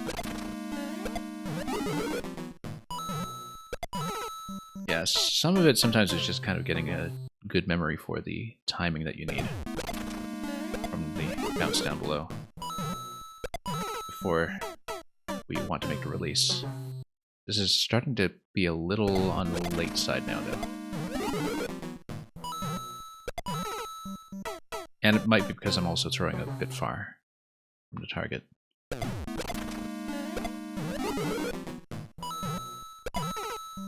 Well, we had this, and we're losing it. We'll try to get it again.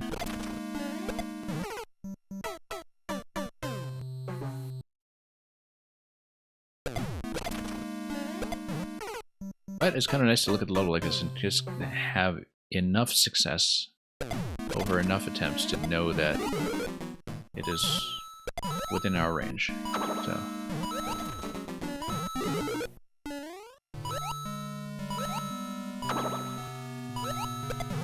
Okay, try this again. Pick up and then run and then whoops, no. Shell jump from stationary should really be easier than some of the ones we were doing up to that point, but... And of course we have to hit the up pipe entry as well, which is always never something we can take for granted.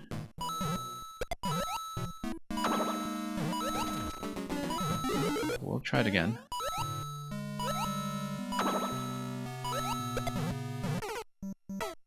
I think there was a time when I couldn't have imagined getting this far. Back when I was originally playing Maker 1. And learning that such things as shell jumps existed for the first time.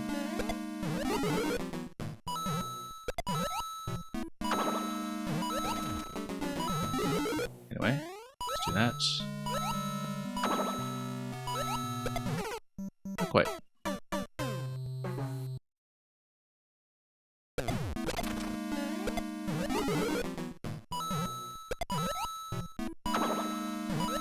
Feeling surprisingly more comfortable, even though I'm not feeling consistent about it yet. A bit tight that time, but we made it. Okay. Up pipe, there we go.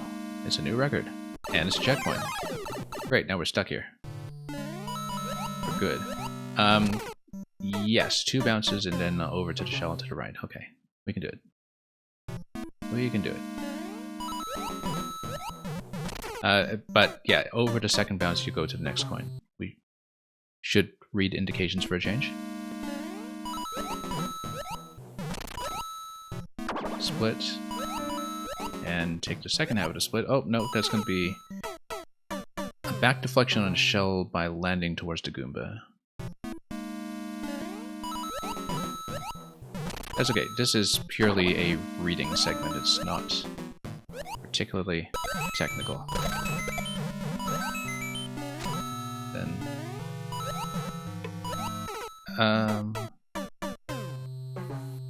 you're going to drop the POW as you land in the boot. You come out of the POW, pick up the POW again and throw it.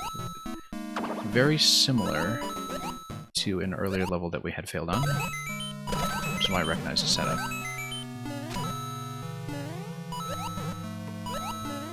Yeah, you're supposed to pick it up, throw it into the POW and land. That's okay, we can do it. And then afterwards there's going to be a shell pickup from that's a Buzzy that's about to fall down, with the POW hits lowering it to the blue platform. And then from that point it's going to be another shell jump. That seems like this time it will be enforced to something towards the left column. So we will just have to fix that as we get to it. Very few issues up to that point though, as long as we're reading carefully.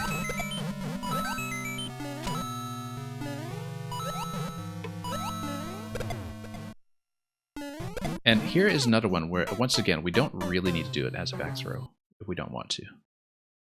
I don't know why it keeps telling me that I should. Maybe it is something that momentum-wise is smoother for people to execute, but it's absolutely not required.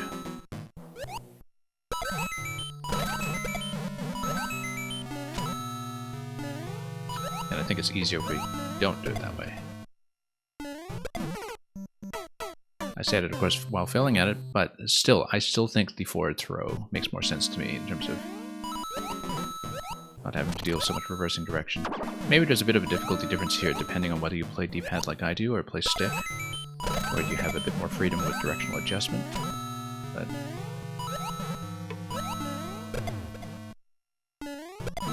yeah, I like it a lot better as a forward throw. We're pretty close to getting out of this segment. Obviously that wasn't a great landing on a Buzzy shell, but then that's just a little momentum fix coming out of the Goombas.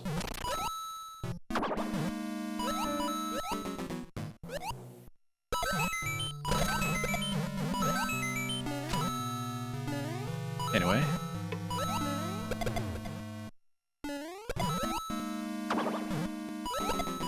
Lean into it at one, and then this looks like it's going to be a shell kick towards the note block, and then things are going to bounce around, and then you have to basically take it up to the up pipe.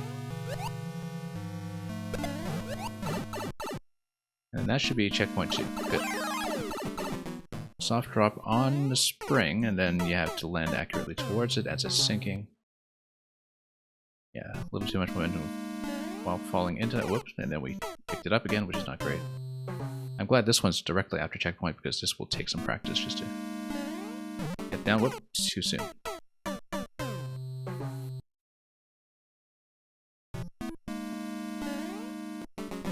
Okay. No, here's another setup equivalent to the one we had earlier, where we do the back kick on the shell by landing on the Goomba. The coin was a little bit disguised, so we didn't see it initially. Yeah, have to pretty much hold down, then let go of Y here, and not regrab. And then really have to maintain height so the spring has a little bit of room to fall before you fall into it yourself, the way I've been doing. Just going to take a few attempts to make it feel smooth. No. Yeah, we keep leaning into it, it's not great.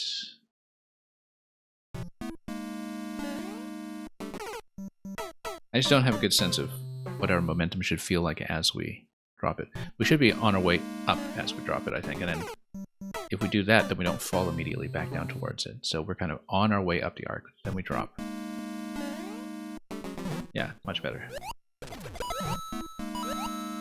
And then project that, and then we just needed to lean a little further into that jump to make it over.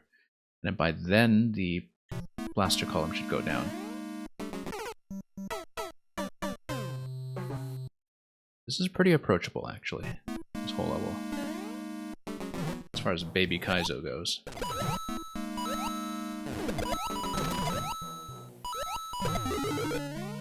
And then we needed to pick up the spring on our way there, and then it's going to be another one of those soft drops, perhaps. We'll see. We'll see. Yeah, it's going to be a soft drop, but then how do we get up towards that? That's...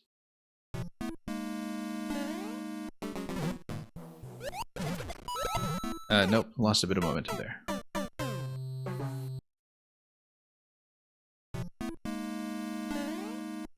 drop it nice and early. Yeah, we still don't know how the build to spring is going to work later. It's giving me sufficient height, but we will have to go back and see it, because I don't know what happens after boot and then the spring drop. What that's supposed to look like. Whoops, just missed it. We can do it though.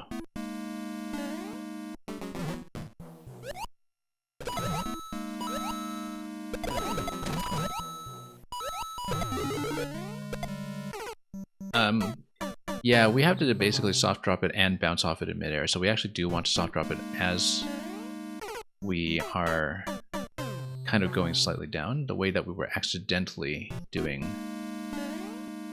the spring on top of it earlier. So what we were doing accidentally here earlier, we do need to do intentionally later on, and that means that we just need to be kind of heading down in that arc. Perhaps.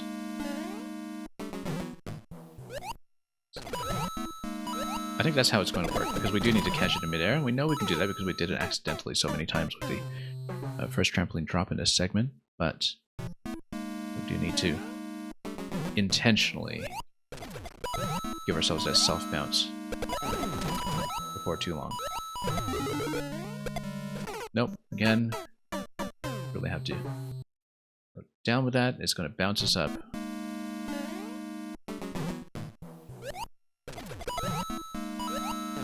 Then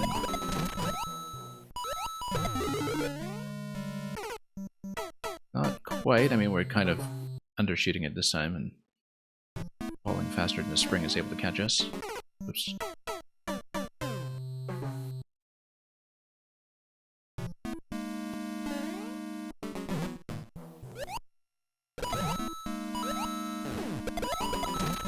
Anyway, there we go. Yeah, we're kind of catching it a second time, which is not great.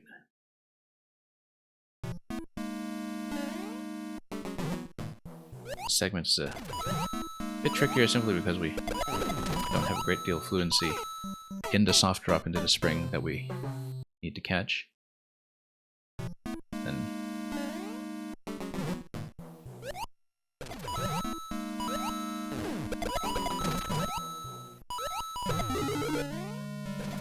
yeah, we need to stop doing the regrab. We really do need to let go of Y, but it's very difficult to do that when it goes against so much Mario muscle memory. Oh, that was right, except we didn't get enough of a bounce because we didn't really do a repress on B.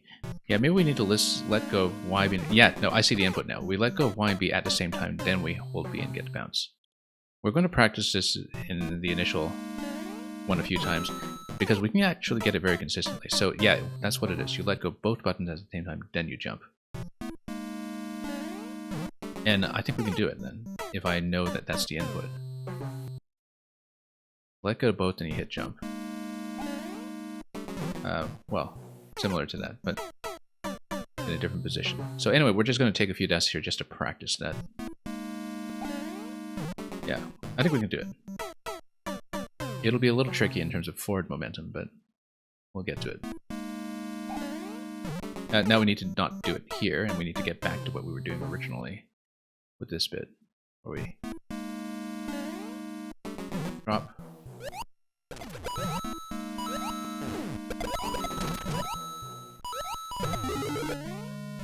Yeah, and then we need to remember what to do here. Very easy to just scramble yourself by having similar indications in similar objects, identical objects in fact, for two completely different kinds of movement. And then we haven't quite found a location for that yet, obviously, in terms of where we should be along that jump when we do the release.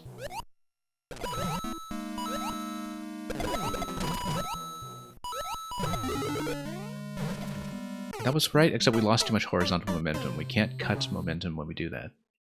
We need to basically still hang right and trust that we're going to be caught by the trampoline underneath. It's one of those where, like, once you understand what the input is supposed to be, the input is actually easier than you think it is. And you just need to adjust to doing the easy thing. instead of following your instincts to do the complicated thing, which is what we typically do. Yeah, we just need to find a right point to drop that, and then after that, when we land on the other side, I think we'll likely have to jump up towards that one brick that we see there, but I'm not quite sure. Just to delay lowering the platforms. But we haven't been there yet, we don't know how it's going to go. But anyway, we're past checkpoint 2 already. Things are looking rosier than they used to.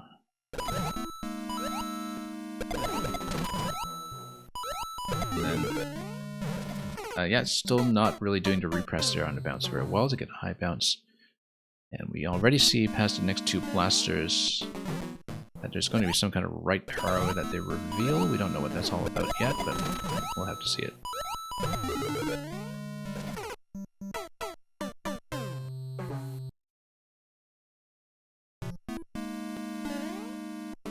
We'll get there.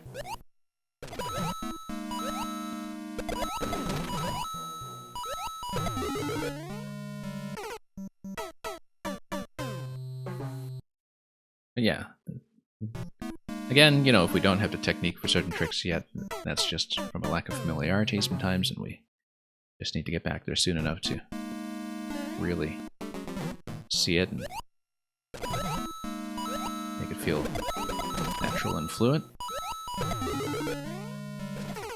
Again, yeah, the simultaneous release of Y and B here and repress of B at a particular point in that jump is something that A feels unfamiliar and B is directly contradictory to what we do in the first drop over here, and so we just need to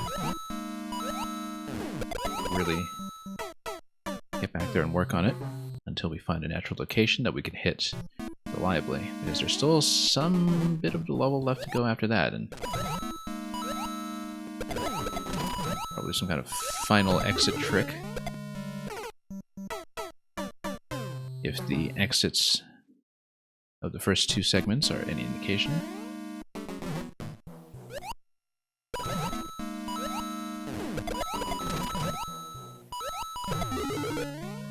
Nope, facing the wrong way there. Again, we really need forward horizontal momentum there to really stand a chance of getting past that next segment, so.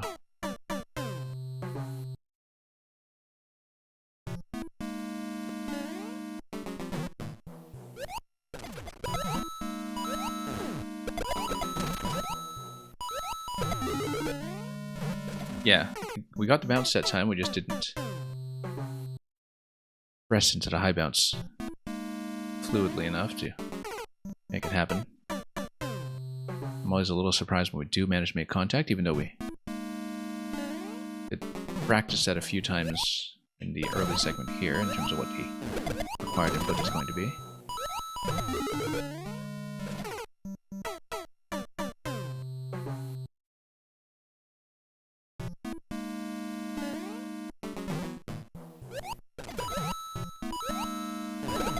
Slightly better at some of this, but there was room for improvement.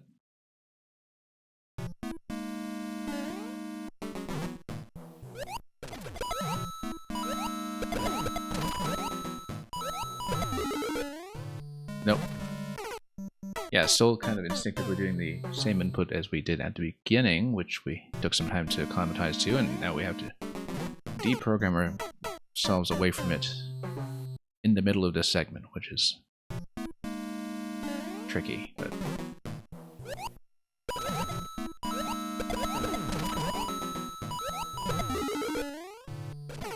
yeah, not quite.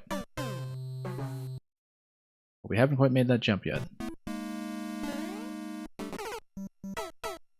We got the high bounce once, but we pulled back a little bit too much and didn't make it over the hump. Oh, that's what we're supposed to do later, not now.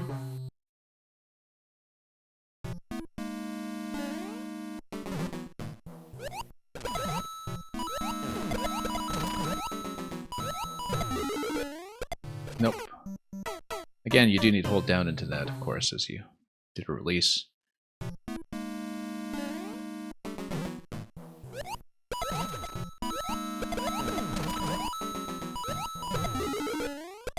Nope.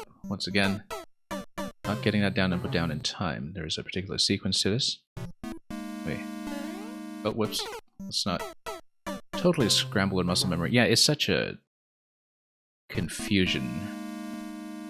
of confusion to switch between this drop and the other drop, because they look the same, but you want two completely different bounces, and you need different input set. If you die on a second one, you're kind of doing these two back to back, and you have to switch gears between them so quickly.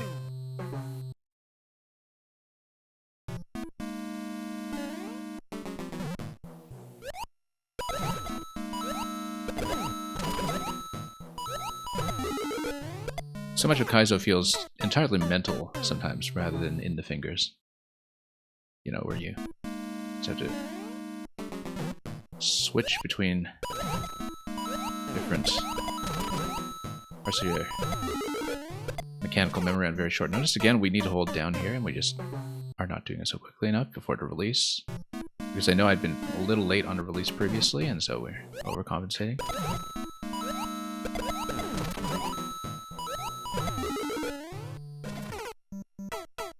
Yeah, that's releasing a bit early, I think.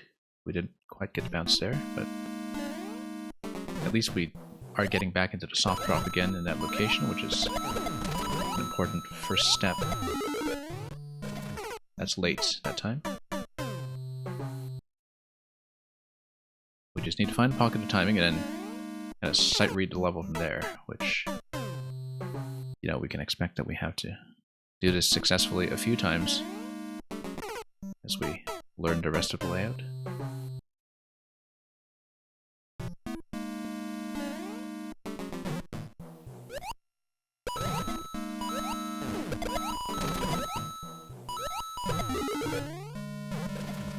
Almost, but didn't make it over the hump.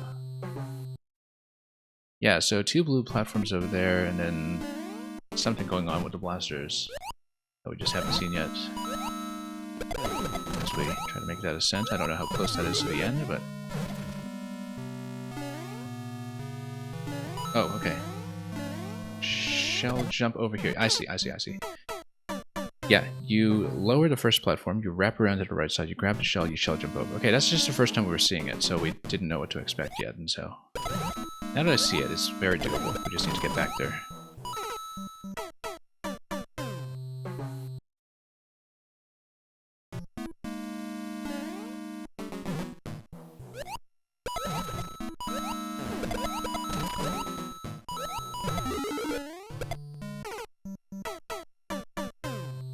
Anyway.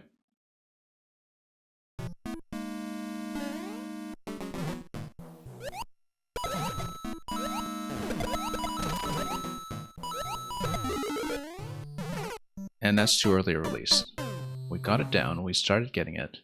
Let's not lose it.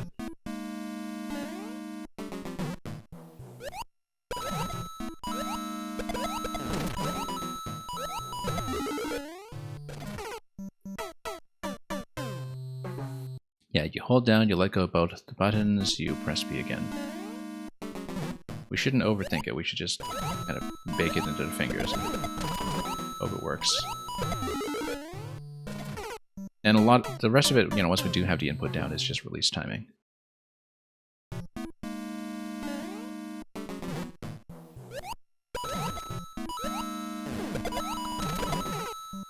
Okay, starting to scramble ourselves a little bit here, thinking too far ahead to what we're working on while we have to make the early jumps. That's a very frequent mistake of ours.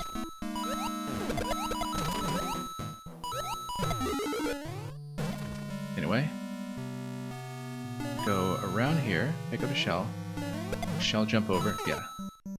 Maybe get a bit of momentum into that shell jump, and then it's going to be a Goomba split after that, and we'll see what the challenges are from that point. It's doable. It's a very simple shell jump compared to some of the previous ones. We just need to get it done. And this drop is definitely the sticking point here. Oh, no, missed it.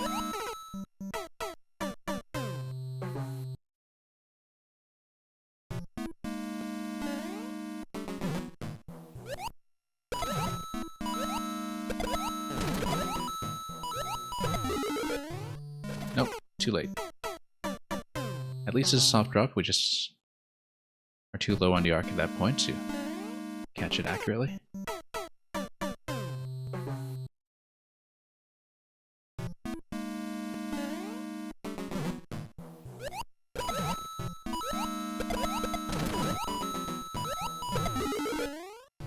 Okay, not quite. The indication is probably accurate, we just don't know how to read indications very well. There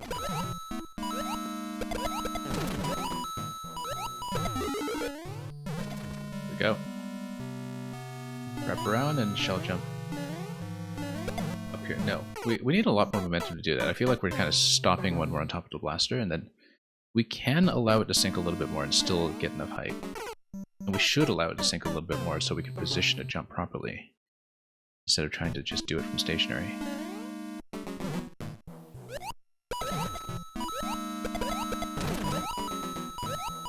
Nope, too early. On the exit.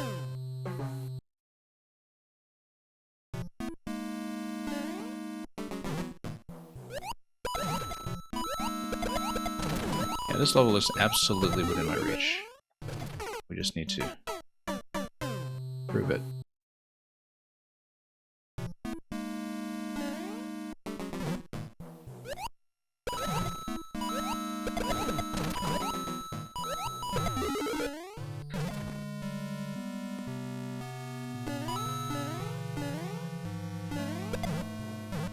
That's better, but still not the shell release that we're looking for.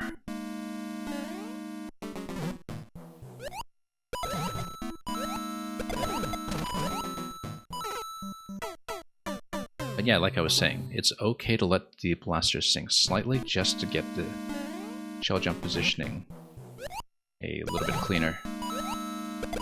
Height should not be an issue there, as long as we don't delay too long.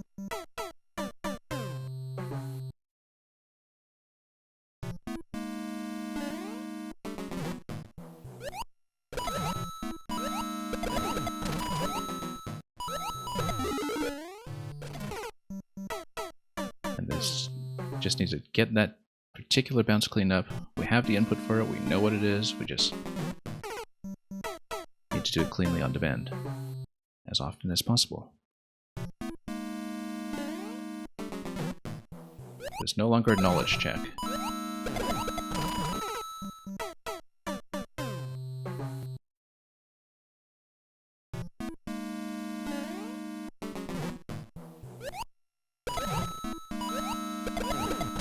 Anyway, let's proceed over here. Again, a little bit late.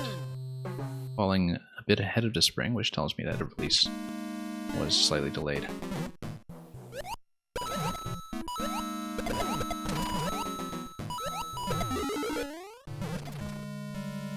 Whenever I see track indications, I always wonder, you mean Mario is in the box, or do you mean the object is in the box? And this level seems to be telling me the object should be in the box. At this point, you hit the spring, you bounce off of the grinder at the end, you hit the question block, it's going to project an object over to the right, and then you take whatever object that is up to the cloud up top, and that looks like it's potentially the finish. So yeah, like I was saying, it looks like you want the object in the indicator box, not Mario in the indicator box. That seems to be the thing that cleans up that later jump. The thing is that between different makers, not every Kaizo maker is necessarily consistent about this. Which is why I find indications really difficult to read. Well, among many other reasons, of course. Part of it being reaction time as well, and part of it being that it kind of goes against my instincts as a platformer player to be looking at targets and destinations rather than at instructions. But we've seen everything up to that huge ascent up to the cloud platforms at the end, which really look like they're a potential ending to the axe. Even though we haven't seen the axe bridge just yet. So, I feel like this is all very doable with just a little bit more adjustment.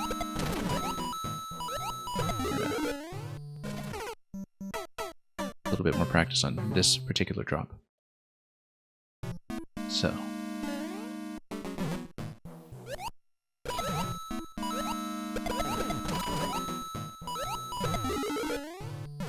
Okay, that's going to be good.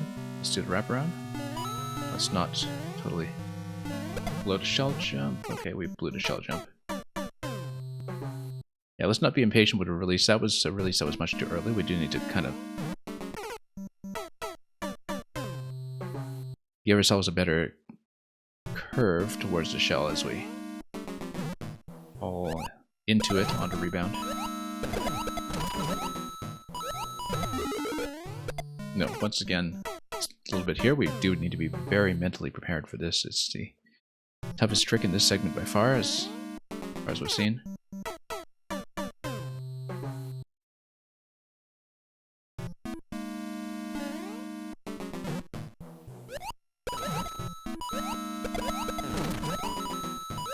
Anyway. Nope. Once again, we don't want to regrab, we want to just repress B. But the positioning was going to be a bit low there that time anyway, so.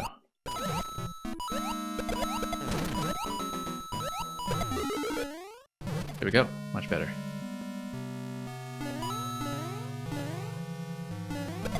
Nope. Standing too close. Standing too close. And yeah, you have to compensate for the fact that the platform you're standing on is going down. That's something that can throw you off a little bit when it comes to planning your entry into the shell. We're probably taking too long to do that adjustment, but it's not a height issue at this point. It's purely positioning and reading your momentum towards the shell properly. Getting here often enough that we should be able to practice it a bit. Again, releasing way too early, and I can tell.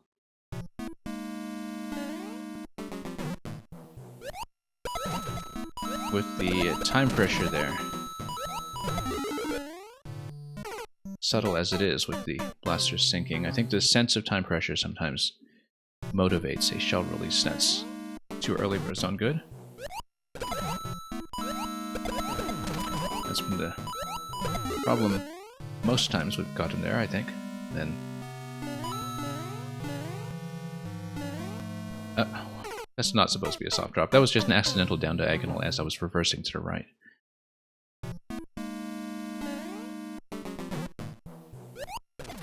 Nope, miss.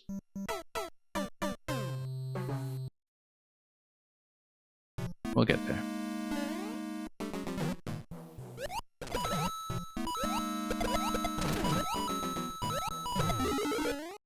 Nope. We'll keep working on it.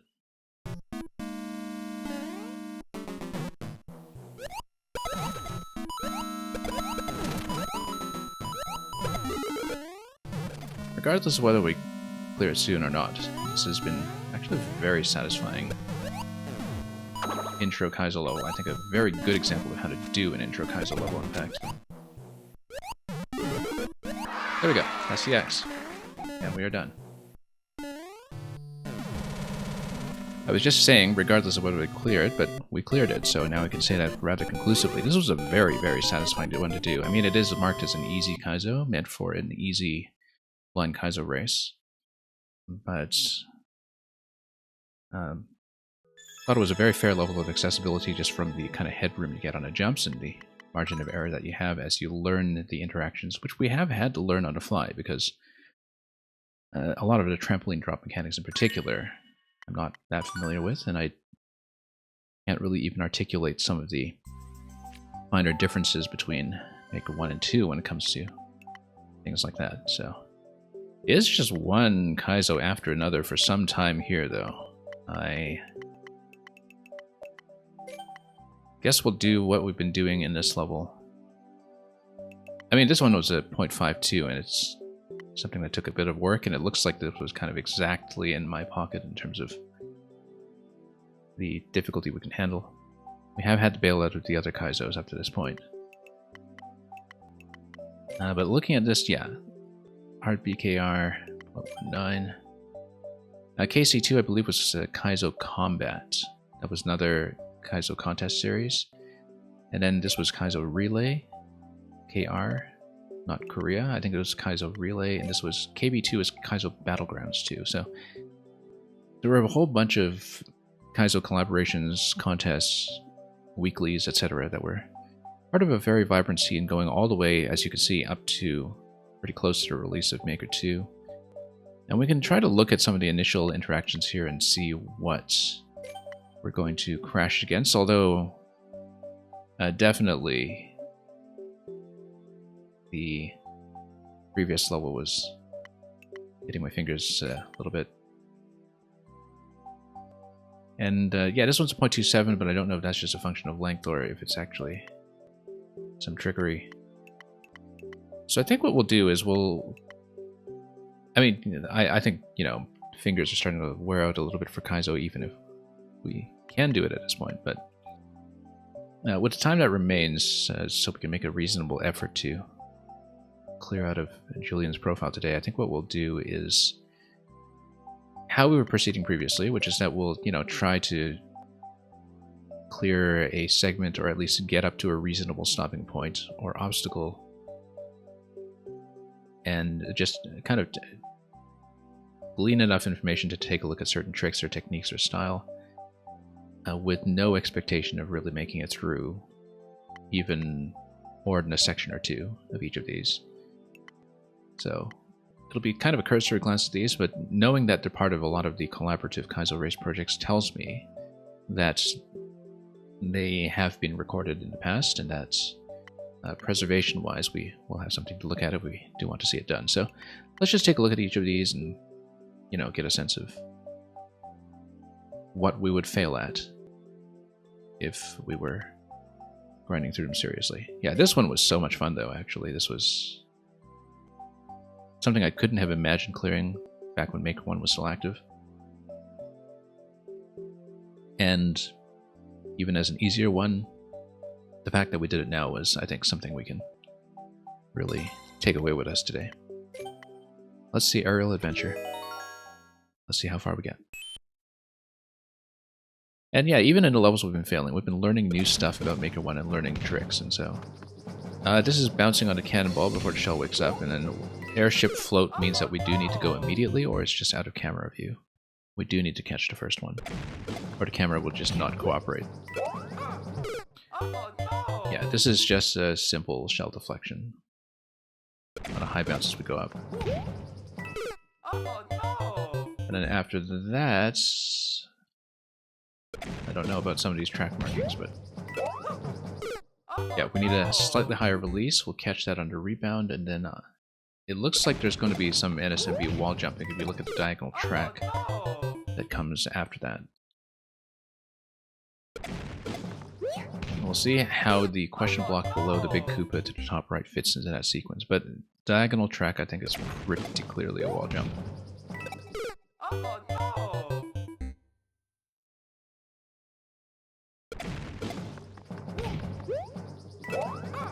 We've been seeing NSMBUs so sparsely in the course of playing Maker 1 here that it still surprises me to see Maker 1 features in it, such as pipe stacking. Whoops. Nope, that was an accidental throw. Yeah, it looks like we're supposed to bounce off the shell. I don't think we can necessarily go up to that question block right away. That's a ground pound cancel, actually. But then if it's a ground pound cancel, how do we hit that? Is it a...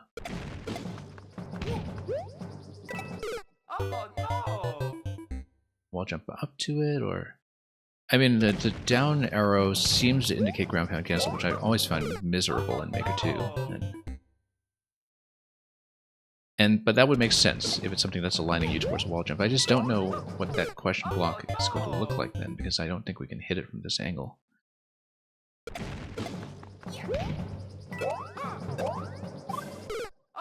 Yeah, because if you wall jump out of here, there's nothing to hit, right?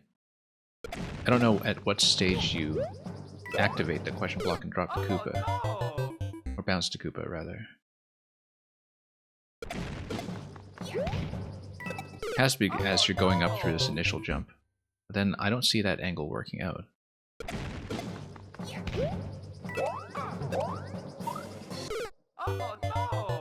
Maybe it is. Maybe it is. It looks like we would need to be a little tighter around that corner to really make it. But yeah, we might just blast through a bunch of these and not clear them too seriously for now, because this one... I mean, I see ground pound, cancel, wall jump, and then we know we're not getting far. So.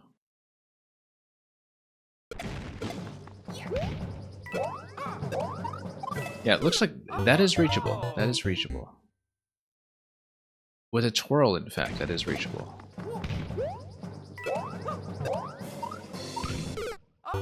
I actually wonder how I hit that earlier, because it seems like, you know, it was almost in that ground pound animation that I managed to activate it. Where in the ground pound, you see how as you're going into the ground pound, you kind of nudge your head up slightly? And so perhaps the down arrow in the ground pound animation actually gives you the hitbox you need. Yeah, it's the ground pound that activates the block on top of you, which I don't remember really seeing that in Maker 2 either, except, of course, I haven't really done many levels of this level of advancement in Maker 2 either, and I don't know if that's something that works similarly. And again, it's one of the things that we have to take into the editor afterwards. Because, yeah, now I see how to activate the block. It is actually the forward somersault on the ground pound that gets Mario's hitbox to bop the block, and then you cancel, not a soft crop, you cancel, and then you wall jump out of that, and you should get this massive shell kick on the big shell. So you get up there, you get on top of the arrow, you ground pound hits the shell. I absolutely don't remember seeing this kind of collision in Maker 2, so I don't know if it's an engine difference or if it's just that I never did it. That's a little bit low for what we're going for. But that seems to be the whole concept here if we look at the second arrow later as well. Yeah, we shouldn't have twirled there. That actually threw me off. But... oops. That if you get close enough to the block, you ground pound to activate it, even if you're slightly out of position. And then here, yeah, very similar. You just kind of spring that forward, and we'll see what happens after we bounce that Goomba. So let's get the cancel, of course.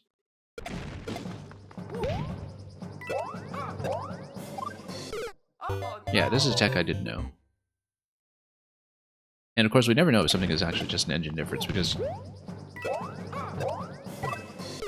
I don't know enough Kaizo in Maker 2 to really say a lot of things definitively about some of the collisions that feel new and different. But I mean, it's an easy thing to test. You just kind of try to set up a question block where you jump towards it, ground pound, and try to get the ground pound to make contact, but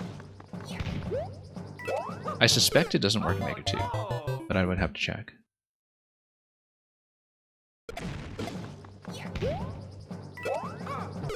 Let's just get back into this first, though. I mean, we managed to make a little bit of progress with that shell kick, but... and then we have to cancel out of that. I'm always hesitating a bit as we make sure that we do in fact make contact with the question block. And then let's not soft drop like it's the last level.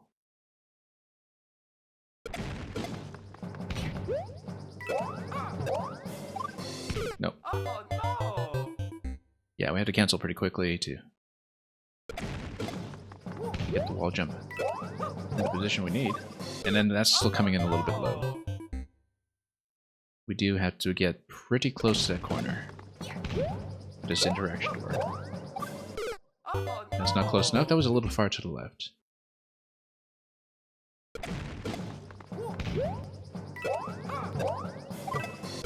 Yeah, and then we need to cancel out of that. That'll put me in position for the shell kick.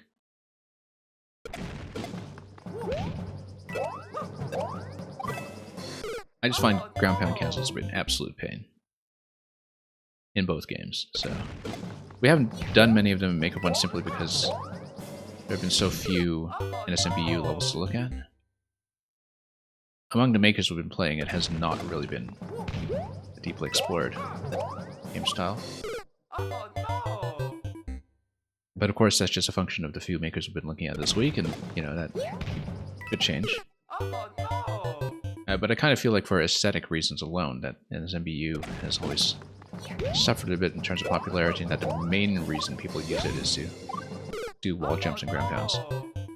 But, you know, that NSMB tends to be very functionally motivated as a style, and it certainly was as much in Maker 1 as in Maker 2, which made it a bit of an oddball in Maker 1, since Maker 1 was generally such a very aesthetic experience.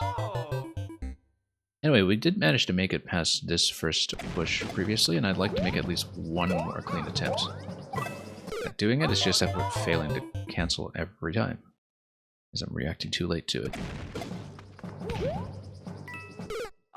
We shouldn't take so long to confirm that we made contact with the shell. We should just preemptively cancel and hope for the best.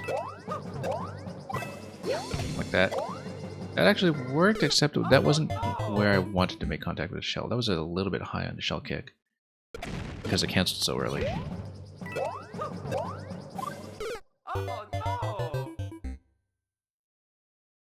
So yeah, we'll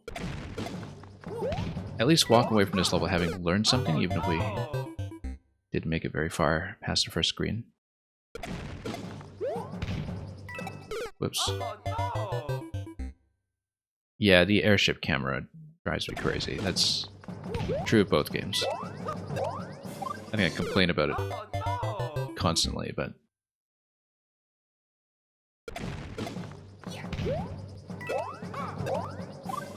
Nope. And again, even if I try to preemptively cancel, I sometimes just miss it. I find it to be a very tricky input.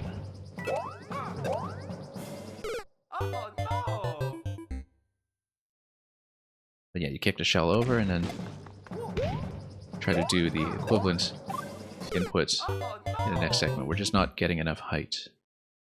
Not getting close enough to get the rolling animation to make contact. Oops.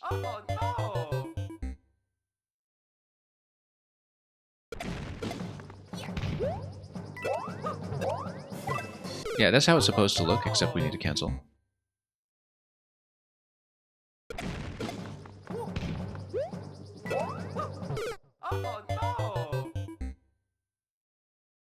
Yeah, well, someone who actually knows Kaizo will have to fill me in on whether this works at all the same way in Maker 2, because I really feel like I've never seen it. Where you can gain that extra bit of ceiling with the ground pound somersault.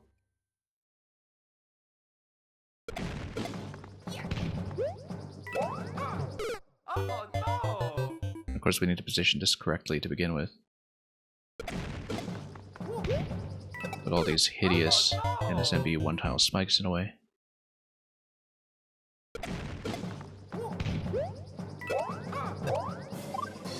Yeah, no, it's supposed to be, you know, making contact, you kick it over, you land on it, you make contact with the next one, and the next question block would project something forward through the trampoline up above, and so you would bounce in a Goomba below, but then something would be sent forward, and we just don't know what that is yet.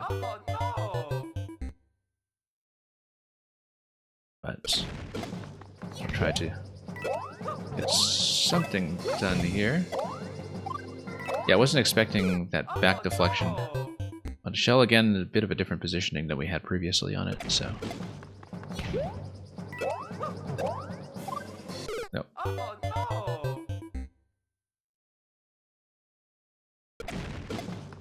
I was just lunging towards that and missing. These low pipes here, too, precluding a nice smooth full jump into this. Yeah. I always take too long to react to whether we hit or miss. And if we miss, well, I mean, you know, it's not like we're getting anywhere anyway.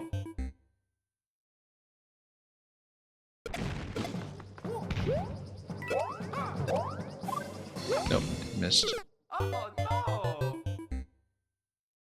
Yeah, the positioning is still not very intuitive to me, even though now we know what the interaction is supposed to be.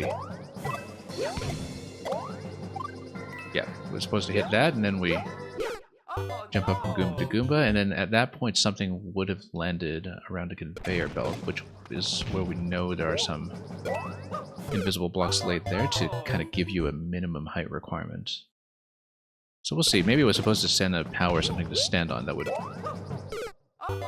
go on the conveyor belt and give me a block to head over, but I'm not really sure.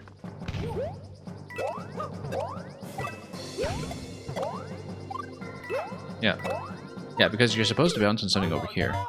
And then it's definitely an object that's supposed to ride the conveyor, and you get on top of that first coin, and then the object hits the spring, and then when it runs up on a spring, you jump up on it on the second coin. So we don't know what it's going to be, but it's something that's going to take 2 bounces, possibly something with wings. Probably something bounceable rather than something you can land on and ride, just because Kaizo is Kaizo. So I'm guessing a winged enemy of some sort that would allow you to get multiple bounces in.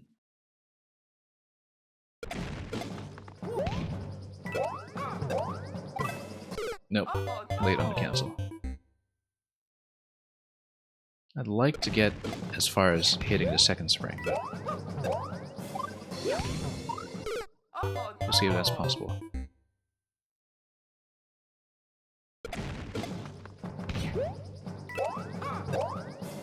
Nope, not quite there.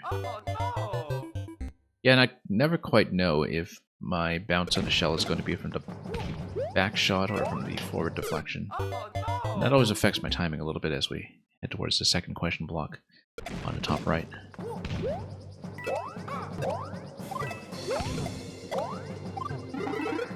It's a big Goomba. Okay. Right, and then you kind of get a Goomba split. We were late to that, obviously. If you do that smoothly, then you can see how you can land on top of it and how the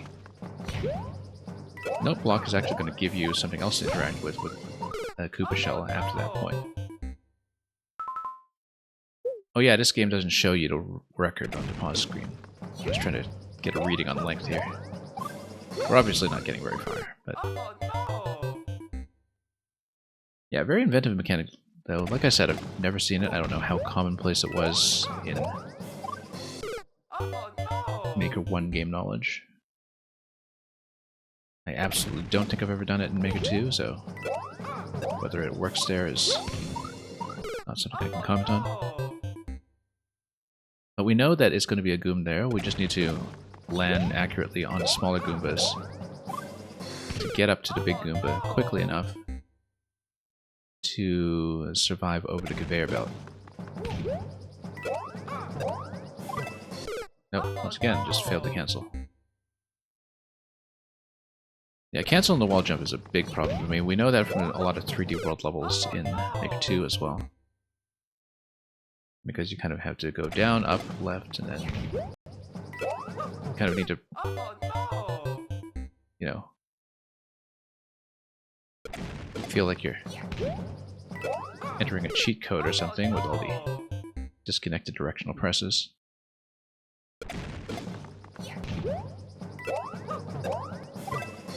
No, yeah, again, like, we get into the ground pound and I think about the wall jump already, and it's so scrambled to try to get the cancel in there somewhere.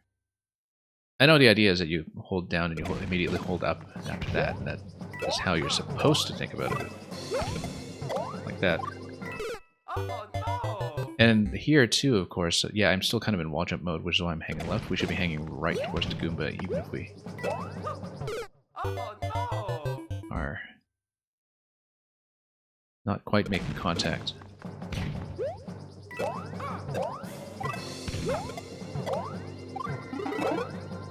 Okay, progress. Huge progress all of a sudden. Yeah, massive progress there, actually. Looks like the spring's supposed to drop down below.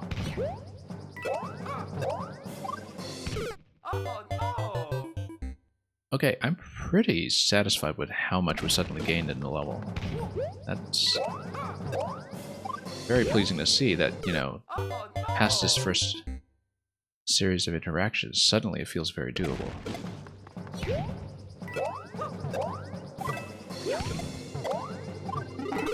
Oh, didn't cancel out of that, and we just ground pounded through the Goomba. It's a learning experience.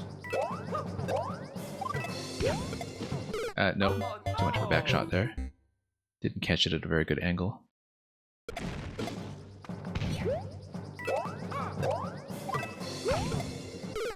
Yeah, again, we want to push the shell forward. Pushing it backwards like that just completely throws off a trajectory towards the second question block. And sometimes it's just a matter of maybe doing a little bit more of a wall slide and following the marker so we can push the shell accordingly. Oops. We've managed to get over to Goomba question block pretty cleanly the time that we did it. Yeah, we just need to remember with the second question block, we do not hang left for a wall jump, much as it became my habit to do so after the first one. That was the main adjustment, is that we just need to fall cleanly. And then, yeah, again, failing to cancel even if we whiffed on a question block.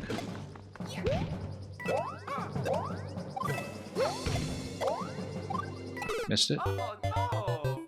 Yeah, and again, I'm taking always a little too much time to react to.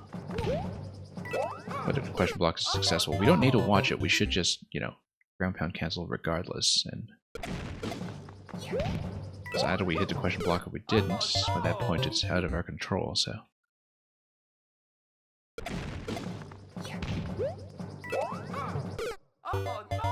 Yeah, I'm actually satisfied with the very little progress that we've made, just because it did teach us something new, and it was pretty satisfying to get the interaction that we did get.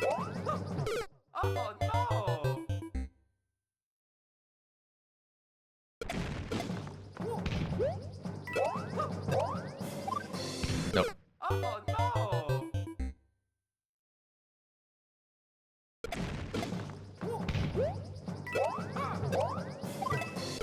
Yeah, again, failed to cancel. Got to hit, failed to cancel. This is happening quite often.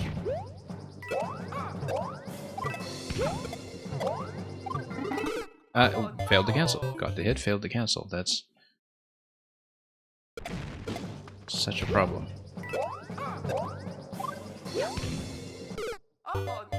Yeah, we have to cancel preemptively, and we have to give ourselves a little more room on the wall side to reliably kick the shell to the right. That's really all there is to it. And we have to gain enough height in the first place to activate block with this little trick here. Yeah, very well designed to enforce that in terms of spacing. To make sure you absolutely learn this trick again. This is just... I'm at that point so concerned about not hanging left for the wall jump that I just keep missing the cancel every time. And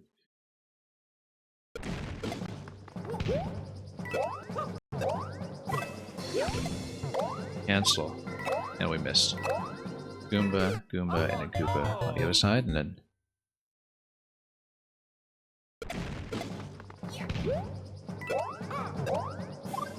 missed. Yeah, either we hit it or we don't, but we always should cancel whenever we have that rolling into question block setup.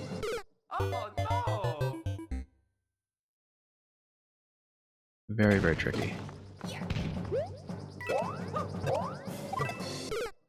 Again, yeah.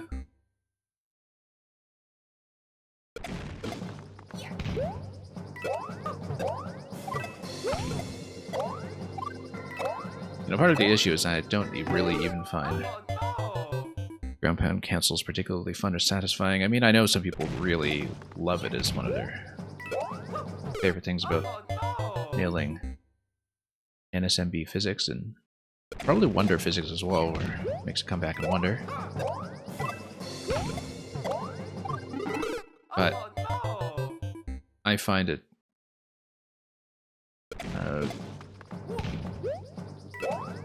often so fussy to do intentionally that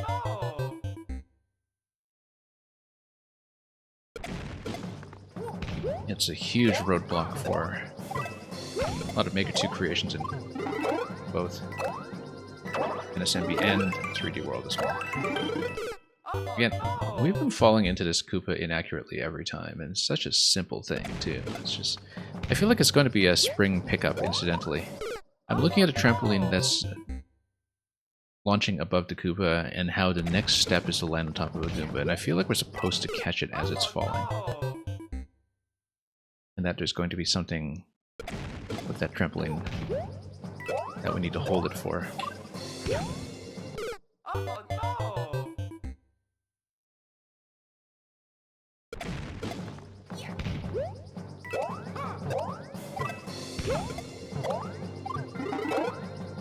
Okay, full jumps at least are going to be convenient enough over here.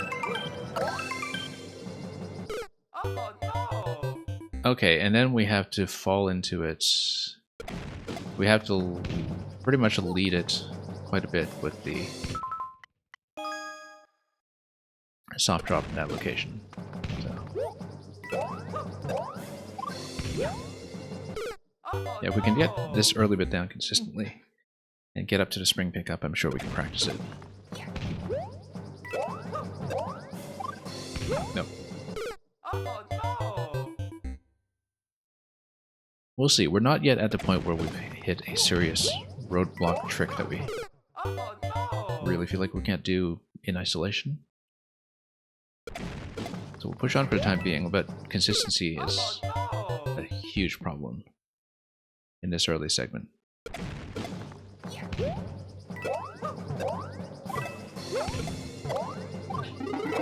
Okay, starting to get it.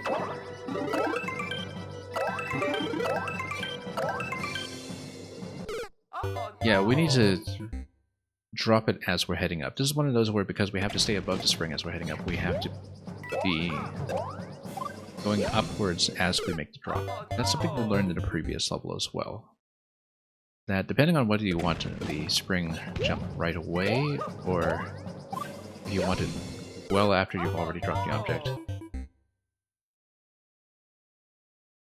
you have to adjust quite a bit in terms of where in your arc you're letting go. So it's going to be similar to the first drop of the last segment in that previous level that we played. That was an SMB3 castle.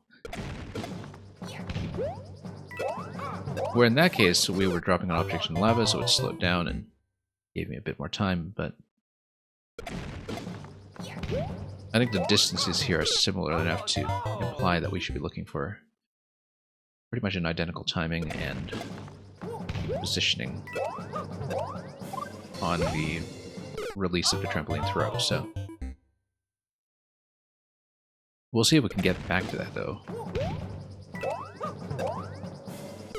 Oh, missed the ground pound completely that time.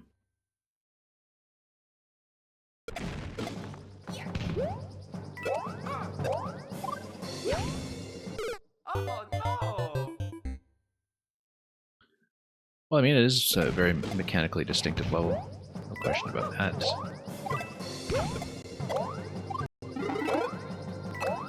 Okay. Did this accurately. Way too late. Again, we have to let go as we're going up. And then we need to spring over to the mole after that. Miss. Yeah, we're only hitting this some at a time, which is a big problem when it comes to practicing anything later.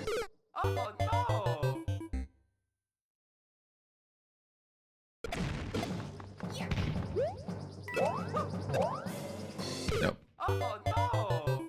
Missing completely now.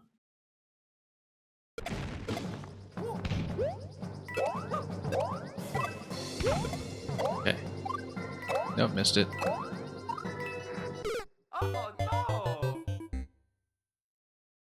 Well, I'm pretty pretty happy with seeing as much as we did. Much more than expected, judging by this early segment here that we had to kind of puzzle out on the fly. That's been the case with several of these kinds of levels so far, is that we have actually had to learn something new from scratch in the course of doing even some of the earliest jumps. Multiple levels today have been like that, and I once again wonder how much of that was common currency among Kaizo players, or it was just as novel to them. Once again, we can't ground pound into the soft drop. That's something that we need to correct, and that was something that we didn't need to deal with in the SMB3 theme in the previous level. Ground pound cancel, please.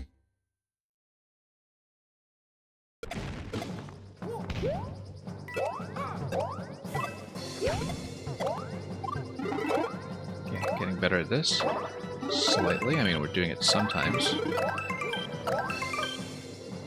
No, I'm trying to soft drop there, but I'm also trying to not to ground pound there, and that's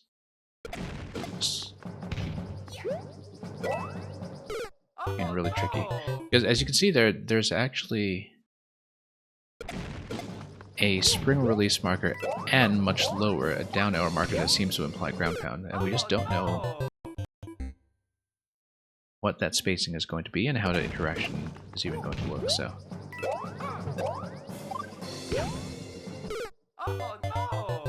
But regardless, it's supposed to position me in such a way that we manage to get over the spring onto the mole, and then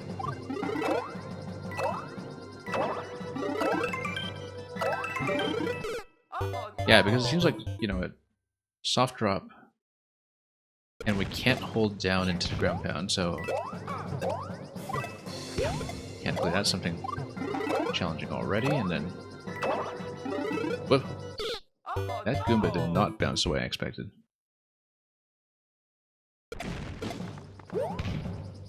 Whoops. Oh, we are getting a little further.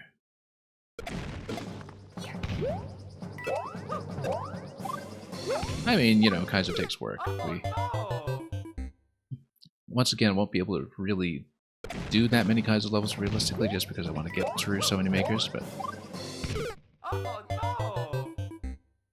we can make one more clean attempt at a spring drop, and maybe we'll stop there with this one and see how much more we'll see today, given that we have this entire Kaizo zone of Julian's profile to look at as we get towards some of the last creations.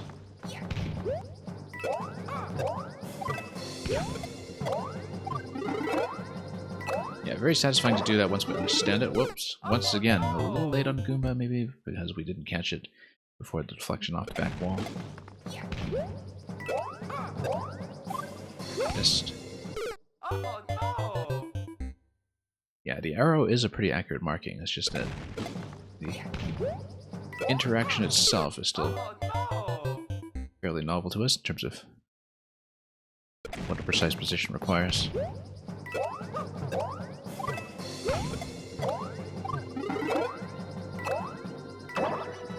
Nope.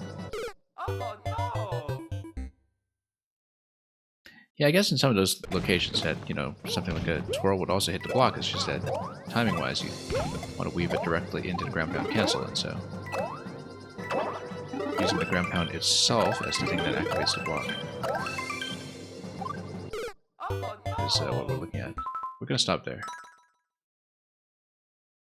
Yeah, this soft drop is going to take a lot more work than I can put in at this juncture. But I'm quite satisfied with getting that far, even if it's just the first few steps in the level, because we already learned quite a bit and managed to get that first sequence into a roughly satisfying state. So yeah, if you look at how much there is over here, we barely saw this. Looking at where the drop was, yeah, actually, you know, basically similar to one of the previous Kaizo levels we did, we went as far as the right side of where it tells you the levels, stars, and footprints. Like to the right of that rectangle, that was the soft drop arrow that you can see in the previous screen. So given that this looks like, I don't even know if this is signal segmented to main world or what, but we don't see, okay, 46-second world record. So yeah, maybe we were through about a quarter to a third of it. But anyway. More Kaizo, look at that.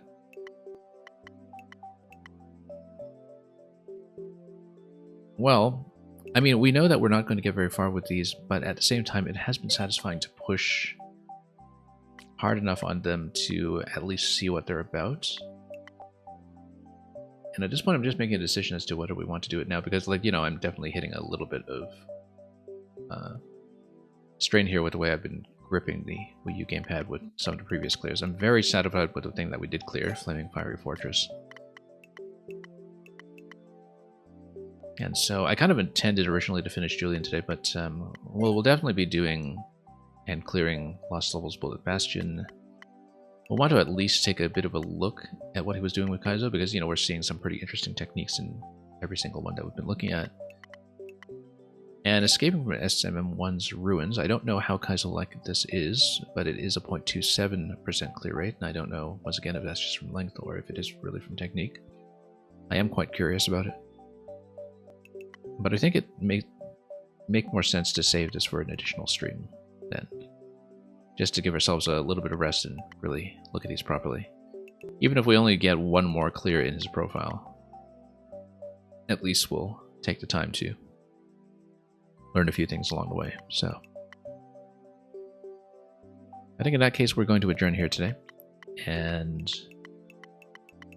yeah, it didn't really get that much done today in terms of clears, but we definitely saw quite a few ideas develop over the course of the Zelda series and the Mario Kart series for that matter. But I think the real standout today was this pair of levels that used Big Mushroom in conjunction with the bomb and the bomb kick. These were absolutely fantastic. Huge highlights in this whole set. And of course it was extremely satisfying to work through Flaming Fiery Fortress. And we've seen this entire kind of side stream of levels as well that are gentle levels that are kind of about activating mechanisms and seeing the satisfaction of the mechanisms doing their thing, usually punctuated by a time survival boss fight. There's a whole sub-series within Julian's profile that I think has really been very characteristic of what he does best. But yeah, very glad we got through this one so we could say that we at least got one Kaizo clear in Maker 1, really. And we'll just take a bit of a break and then come back in a day or two to push through a few more of these, and then probably go on to a different maker after that. Ideally within the same stream, but, you know, we'll see how motivated we are to grind out some of this stuff. 0.13, 0.18. Not even the percentage, it's just, you know, under 100 clears total for a lot of these in a very popular profile. We know these are unlikely to happen, but we will give them some proper respect. Thank you so much for joining me. We'll see more of Julian than we expected, given that it's been harder than we expected as we tail off near the end of his Maker 1 profile. But for now, we're going to bid farewell. So, thanks for watching. Thanks for bearing with a lot of the failure today as we tried to learn a lot of new things on the fly about Maker 1 techniques that may or may not apply at all in Maker 2, and which regardless were new to us for whatever reason. And until we meet again on a stream soon enough, as always, have a wonderful time whatever you are making or playing or otherwise watching on Twitch. And above all, fare thee well.